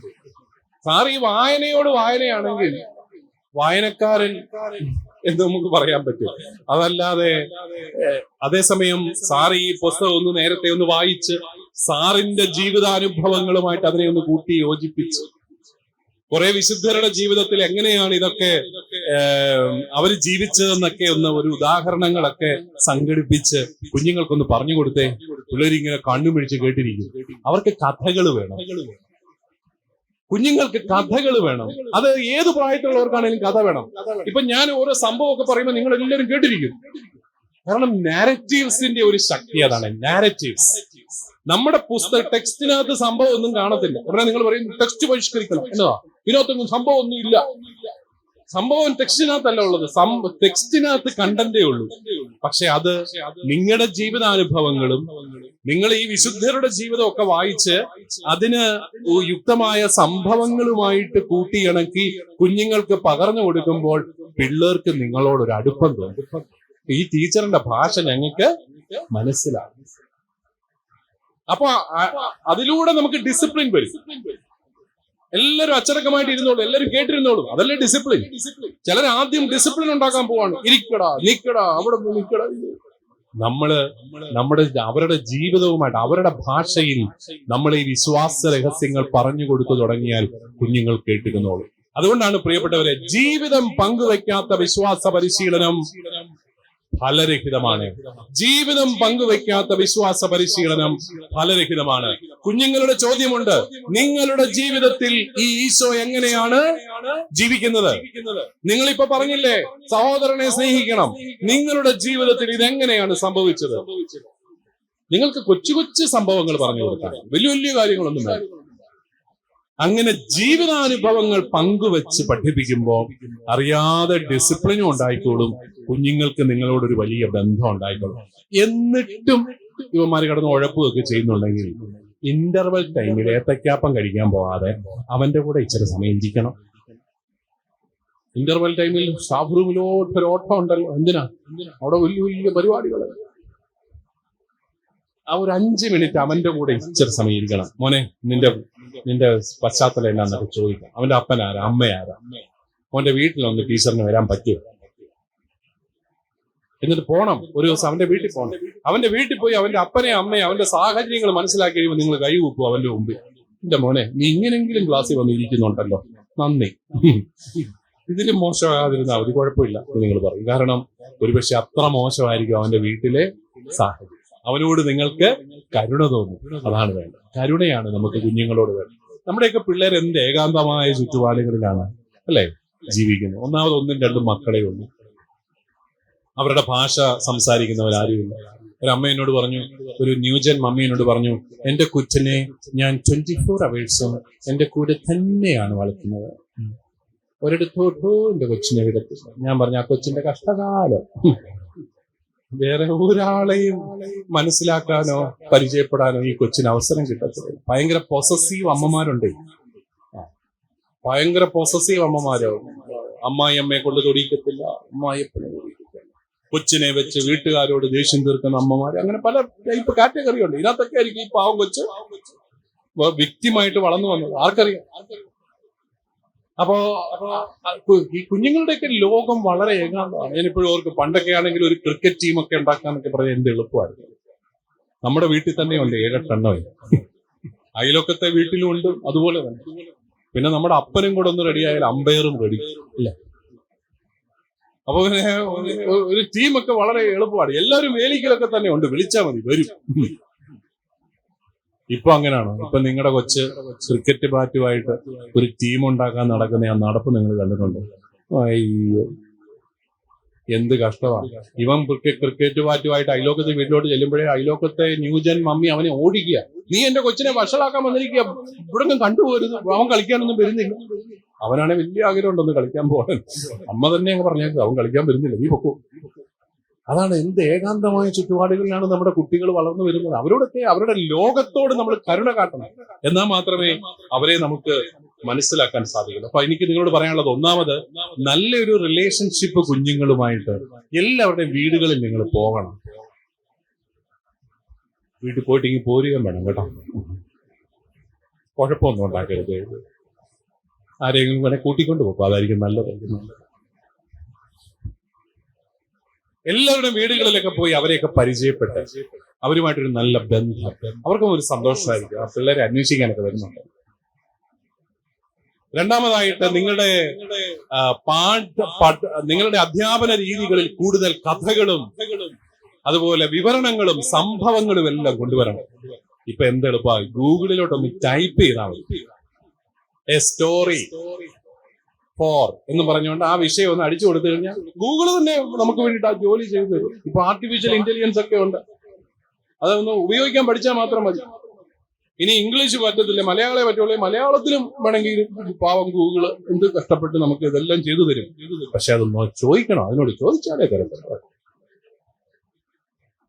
ഇപ്പൊ ഗൂഗിളിൽ എന്തേലും കാറ്റഗറിസത്തിന് പറ്റിയ ഇത്രമാത്രം വീഡിയോസ്, ഫിലിംസ്, ഇതെല്ലാം യൂട്യൂബിൽ കിടപ്പുണ്ട്. അതൊന്ന് ഡൗൺലോഡ് ചെയ്യും. യൂട്യൂബിൽ നമ്മൾ വേറെ വല്ല എന്തെല്ലാം കാര്യങ്ങളാണ് കാണുന്നത്. ഇതൊക്കെ ഒന്ന് തപ്പണം. തലേ ദിവസമേ ഒരു മണിക്കൂറെങ്കിലും ഒരുങ്ങണം സൺഡേ സ്കൂളിൽ പഠിപ്പിക്കാനായിട്ട്. അപ്പൊ നല്ല രീതിയിൽ വളരെ സജീവമായിട്ട് നമുക്ക് ഈ ക്ലാസ് കൊണ്ടുപോകാനായിട്ട് സാധിക്കും. ഇപ്പൊ നിങ്ങൾക്കറിയാം, നമ്മുടെയൊക്കെ സൺഡേ സ്കൂളിൽ ഇപ്പോൾ ഒത്തിരി പിള്ളേരൊന്നും ഇല്ല അല്ലെ? നിങ്ങളുടെയൊക്കെ ഒത്തിരി പിള്ളേരൊക്കെ ഉണ്ടോ? പിള്ളേരെല്ലാം കുറഞ്ഞു വരികയല്ലോ. അതുങ്ങളെയൊക്കെ വട്ടം ചുറ്റി ഇരുത്തി കാണിക്കാനായിട്ട് വലിയ സ്ക്രീനൊന്നും വേണ്ട. നിങ്ങളുടെ ആ കമ്പ്യൂട്ടർ തന്നെ ധാരാളം. കാരണം ഒരു ക്ലാസ്സിൽ 5 പേര് 10 പേരൊക്കെ ഉള്ളൂ. അവരെയൊക്കെ കാണിക്കാനായിട്ട് വലിയ സംവിധാനങ്ങളൊന്നും വേണ്ട നമുക്ക്. അതുകൊണ്ട് ആ ഒരു കാഴ്ചപ്പാടിൽ നമ്മുടെ ഈ അധ്യാപന രംഗത്തെ എല്ലാം ഒന്ന് ചിട്ടപ്പെടുത്താനായിട്ട് സാധിച്ചു കഴിഞ്ഞാൽ ഏറ്റവും പ്രധാനപ്പെട്ട ഒരു കാര്യമാണ്. അതുപോലെ തന്നെ നിങ്ങളുടെ സാമീപ്യം, ശാരീരികമായ സാമീപ്യവും എല്ലാം കുട്ടികൾക്ക് പ്രധാനപ്പെട്ടത്. എല്ലാ ദിവസവും ഒന്നും ദയവ് ചെയ്ത് ക്ലാസ് മാറരുത്. ഇപ്പൊ കുട്ടികളുടെ ഒരു സ്വഭാവം എന്താണെന്നറിയോ? അവർ ഒരാളെ കണ്ട് അയാളുമായിട്ട് ഒരു ബന്ധം സ്ഥാപിക്കുക. ഒരു ടീച്ചർ, ഒരു ക്ലാസ്സിൽ 2ാം ക്ലാസ്സിലെ ടീച്ചർ എന്ന് പറഞ്ഞാൽ 2ാം ക്ലാസ്സിലെ കുഞ്ഞുങ്ങൾക്ക് ആ ടീച്ചറിനോടൊരു നല്ല ബന്ധമാണ്. 2ാം ക്ലാസ്സിൽ 2 ദിവസമേ ആ ടീച്ചറിനെ കണ്ടോളൂ, പിന്നെ വേറൊരു ടീച്ചർ അതിനെയും കാണുന്നില്ല, പിന്നെ വേറൊരാൾ വന്നു. ഇങ്ങനെ ഓരോ ദിവസവും ഓരോരുത്തർ, പ്രത്യേകിച്ച് കുഞ്ഞു ക്ലാസ്സുകളിൽ. ഞാൻ നിങ്ങളോട് പറയുന്നത് കൊച്ചു ക്ലാസ്സുകളിലാണ് സൺഡേ സ്കൂളിൽ ഏറ്റവും ശ്രദ്ധിക്കേണ്ടത്. 1ാം ക്ലാസ്സിലും 2ാം ക്ലാസ്സിലും 3ാം ക്ലാസ്സിലും ആ ക്ലാസ്സുകളിൽ പഠിപ്പിക്കാനാണ് ഏറ്റവും ബുദ്ധിമുട്ട്, വിശ്വാസം പഠിപ്പിക്കാൻ. അതുകൊണ്ട് നല്ല അമ്മത്വമുള്ള, വാത്സല്യമുള്ള അമ്മമാരെ വിളിച്ചു വിട്ടാൽ മതി 1ാം ക്ലാസ്സിലും 2ാം ക്ലാസ്സിലും 3ാം. വെട്ടുപോത്തിന്റെ സ്വഭാവമുള്ള പുരുഷ കേസരികളെ ഒന്നും 1ാം ക്ലാസ്സിൽ വിടരുത് എന്ന് സ്നേഹപൂർവ്വം ഞാൻ ഹെഡ് മാസ്റ്റർമാരോട് അഭ്യർത്ഥിക്കുകയാണ്. അവര് വന്നു കഴിഞ്ഞാൽ പിള്ളേര് ഞെട്ടി വിറച്ച് സൺഡേ സ്കൂളിനെയും വിശ്വാസത്തെയും വെറുക്കുന്ന അവസ്ഥയിലേക്ക് വരും. ഇതൊക്കെ ചിലയിടത്ത് സംഭവിക്കുന്നത് കൊണ്ടും ചില സംഭവങ്ങൾ മനസ്സിലേക്ക് വരുന്നത് കൊണ്ടും ഞാനിങ്ങ് പറഞ്ഞെന്ന് മാത്രമേ ഉള്ളൂ. സാറിനെ കണ്ട് പേടിച്ചിട്ട് കൊച്ചു പള്ളി വരാത്ത അവസ്ഥയൊക്കെ ഉണ്ട്.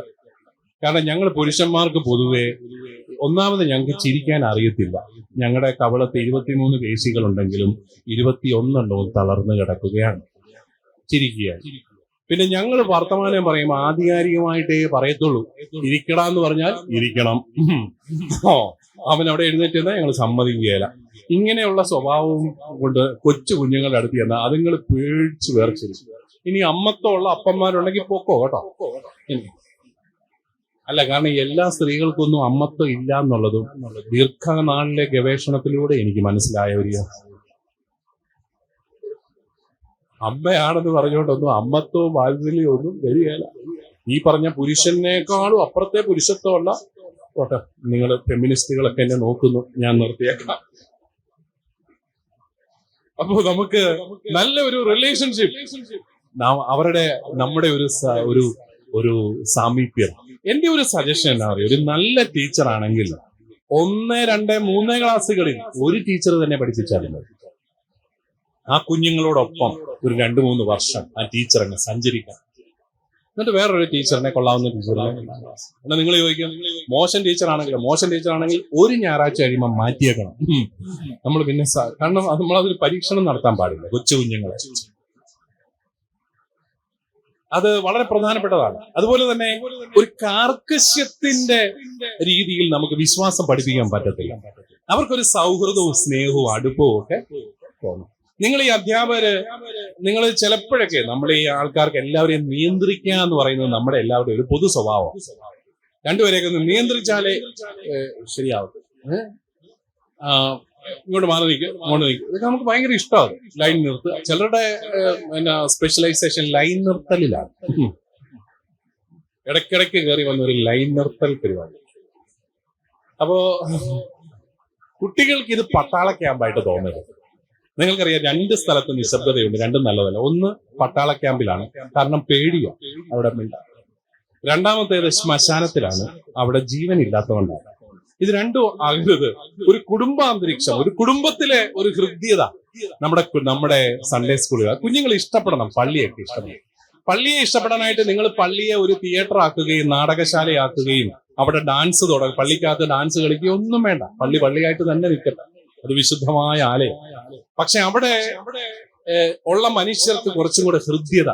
ഞങ്ങളുടെ ചില അച്ഛന്മാരൊക്കെ ഉണ്ട്, ഭയങ്കര ഡിസിപ്ലിനേറിയൻസ്, ഭയങ്കര ഇൻസ്ട്രക്ഷനൊക്കെ അങ്ങനെ കൊടുത്തു കുർബാന അങ്ങോട്ട് തുടങ്ങും. കുർബാനയൊക്കെ തുടങ്ങി ആദ്യത്തെ ഭാഗമൊക്കെ ഞങ്ങളുടെ കുർബാനയ്ക്കകത്താണെങ്കിൽ ഈ സർവാധിപനാം കർത്താവെ പാട്ടൊക്കെ പിള്ളേർ നല്ല ആവേശത്തോടെ പാടും. കാരണം കുഞ്ഞുങ്ങൾക്ക് എല്ലാവർക്കും പാട്ടൊക്കെ അറിയാം. ഏറ്റവും സിമ്പിൾ ട്യൂൺ ആണെങ്കിൽ ഏറ്റവും ഭംഗിയായിട്ട് പാടും. പരിപാവനനമാ സർവേശ പരിപാവനനമാ ബലവാനേ എന്നൊക്കെ പറഞ്ഞ് കുഞ്ഞുങ്ങൾ പാടും. ഭയങ്കര രസമാണ്. പിന്നെ വചന ശുശ്രൂഷ തുടങ്ങുമ്പോഴത്തേക്കും അവന്റെ ശ്രദ്ധ തിരിയും. കാരണം 1ാം വായന ഹബക്കൂക്കിന്റെ പുസ്തകത്തിൽ നിന്നാണ്. അവൻ ഒരു പിടിയില്ല, ഇത് ആരാണ്, ഇത്. പിന്നെ വായന കേട്ടിട്ട് അവനൊരു വലിയ ഇംപ്രഷൻ ഒന്നുമില്ല, ഇതെന്ന് ഒരു പിടി. അതെല്ലാം കഴിഞ്ഞ് പിന്നെ അപ്പൊ അവൻ ഇച്ചിരി ഡിസ്ട്രാക്റ്റഡ് ആവും, അങ്ങോട്ടും ഇങ്ങോട്ടും ഒക്കെ നോക്കും. എല്ലാം കഴിയുമ്പോഴത്തേക്കും ആയിരിക്കും നമ്മുടെ അച്ഛന്റെ പ്രസംഗം. ഇവിടെ അച്ഛന്മാർ കുറവായതുകൊണ്ട് ഞാൻ പറഞ്ഞേക്കാം. അച്ഛന്മാരുടെ പ്രസംഗം കേട്ട് കഴിയുമ്പോൾ പിന്നെ ഒരു പിടിയില്ല, ഇത് എന്നീ പറയുന്നത്, അവനൊരു പിടിയില്ല. അങ്ങനെ എല്ലാം കഴിയുമ്പോഴത്തേക്കും അവന്റെ ആൺപിള്ളേർക്ക് പ്രത്യേകിച്ച് ഒരു പ്രശ്നമുണ്ട്, അവന് മുള്ളാൻ മുട്ടും. ഉടനെ ടീച്ചറിനോട് അനുവാദം ചോദിക്കും, പൊക്കോട്ടെ. ടീച്ചർ പറയും വിടത്തില്ല, കാരണം നിന്നെ കഴിഞ്ഞ ആഴ്ച ഞാൻ വിട്ടതാ. ഇപ്പൊ ടീച്ചറിന്റെ ചിന്ത ആൺകുട്ടികൾക്ക് ഇത് 2 ആഴ്ചയിൽ മാത്രം, ഒരിക്കൽ മാത്രം ഉണ്ടായിരുന്നു.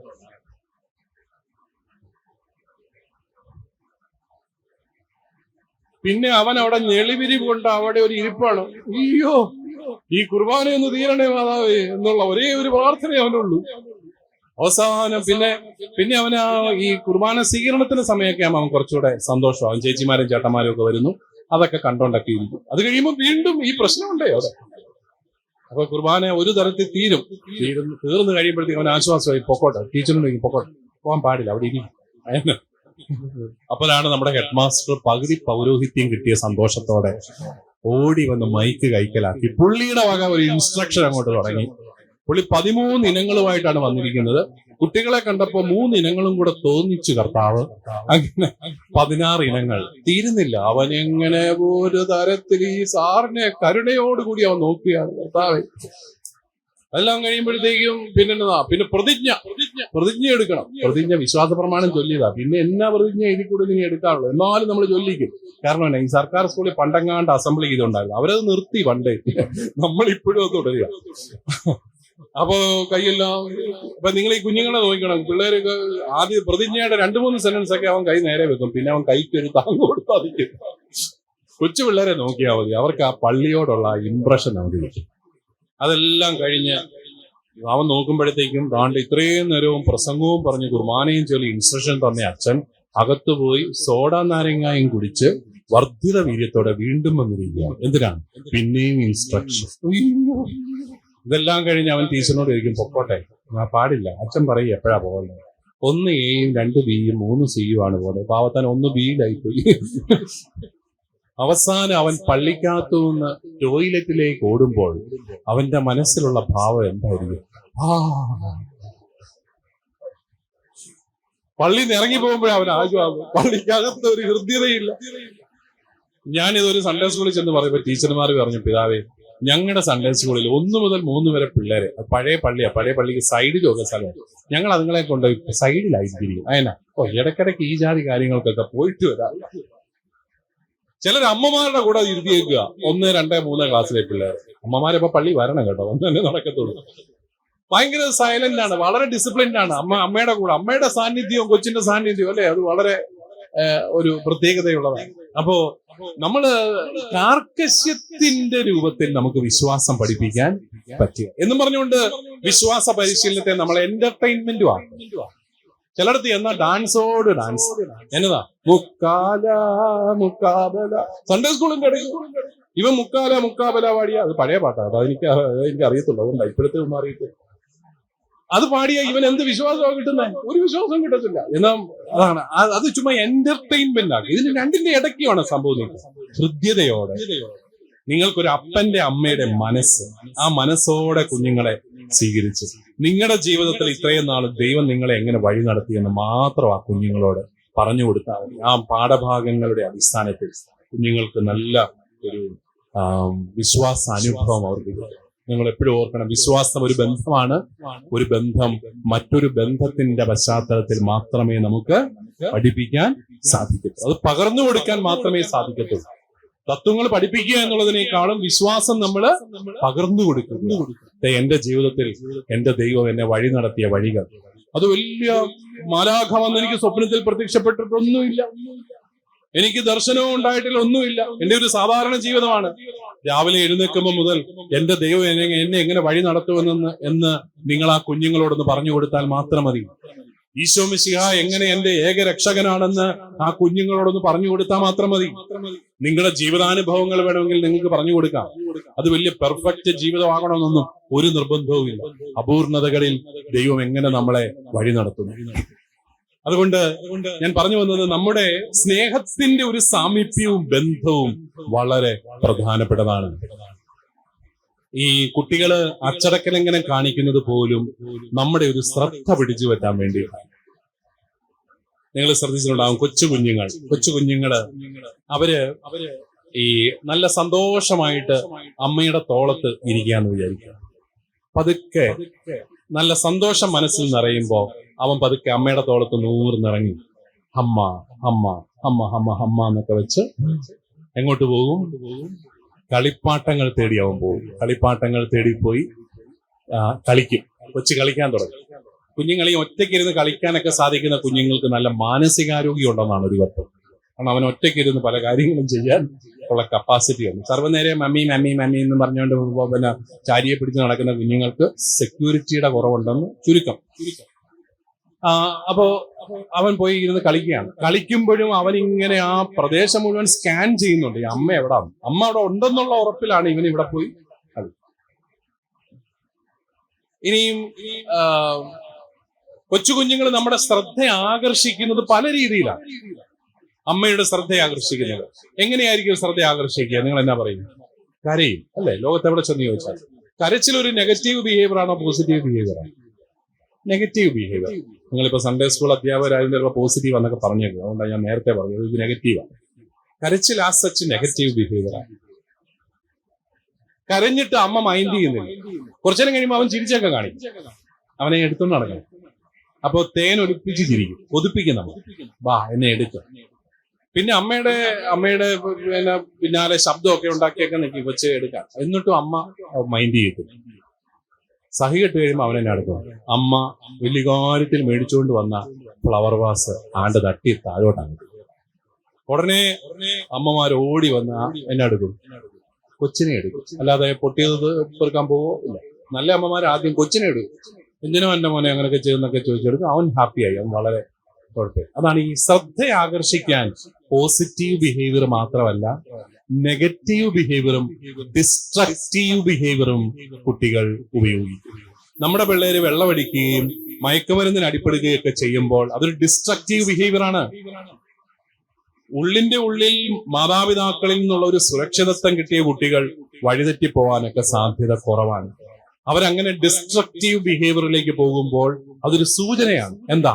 ഇവൻ എവിടെയോ സ്നേഹം കിട്ടാനുണ്ട്, ഇവന്റെ ഉള്ളിൽ വല്ലാത്ത ഏകാന്തതയുണ്ട്, അതിനെ നേരിടാൻ വേണ്ടിയിട്ടാണ് അവൻ ഇങ്ങനെയുള്ള പെരുമാറ്റ വൈകല്യങ്ങളിലേക്കെല്ലാം പോകുന്നത്.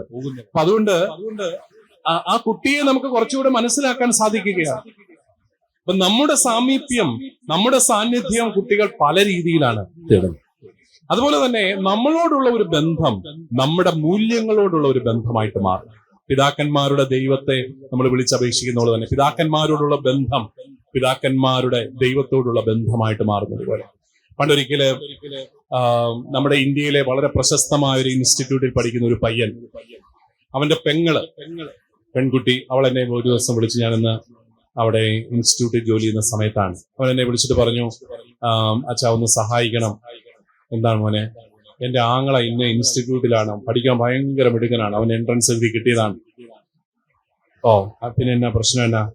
അവനിപ്പം കൂടുതൽ ബൈബിള് പറയുന്നു. അച്ഛാ, കൂടുതൽ ബൈബിള് പറയുന്നത് എന്തുകൊണ്ടാണെന്നാണ് കത്തോലിക്കന്റെ ചിന്ത. കൂടുതൽ ബൈബിള് പറയുന്നവർ എവിടെ പോയി കാണും? അത് തന്നെ, അവൻ കൂടുതൽ ബൈബിള് പറയുന്നു, അവൻ രണ്ടാമതും മാമോദീസ സ്വീകരിക്കുന്നതിനെ കുറിച്ച് പറയുന്നു. അപ്പൊ ആകപ്പാടെ ഞങ്ങൾക്ക് സങ്കടമായി. അവൻ ഏതോ പെന്തക്കോസ്ത് സെക്റ്റിൽ ചെന്ന് പെട്ടിട്ടുണ്ട്. ആ ക്യാമ്പസിൽ ഇതുണ്ട്, ഇവരുടെ സെക്റ്റ് ഉണ്ട്. അപ്പൊ ഞാൻ ഇവനെ പല രീതിയിൽ ഫോൺ വിളിക്കാൻ നോക്കി, അവൻ എടുക്കുകയില്ല. അവനറിയാം ഞാൻ ഇതിനായിരിക്കും വിളിക്കുന്നതെന്നറിയാം. അങ്ങനെ ഫോൺ വിളിക്കാനായിട്ട് നോക്കി, എന്ത് ചെയ്താലും അവൻ എടുക്കുകയില്ല.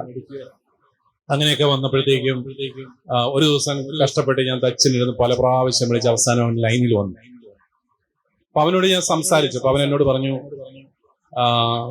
അച്ഛാ, നല്ല പയ്യനാ, നല്ല എളിമയുള്ള ഒരു കൊച്ചാണ് അച്ഛാ, എനിക്ക് അച്ഛനൊന്നും തോന്നരുത്, എന്നാ കാത്തലിക്സ് ഒന്നും ജെനുവിൻ അല്ല.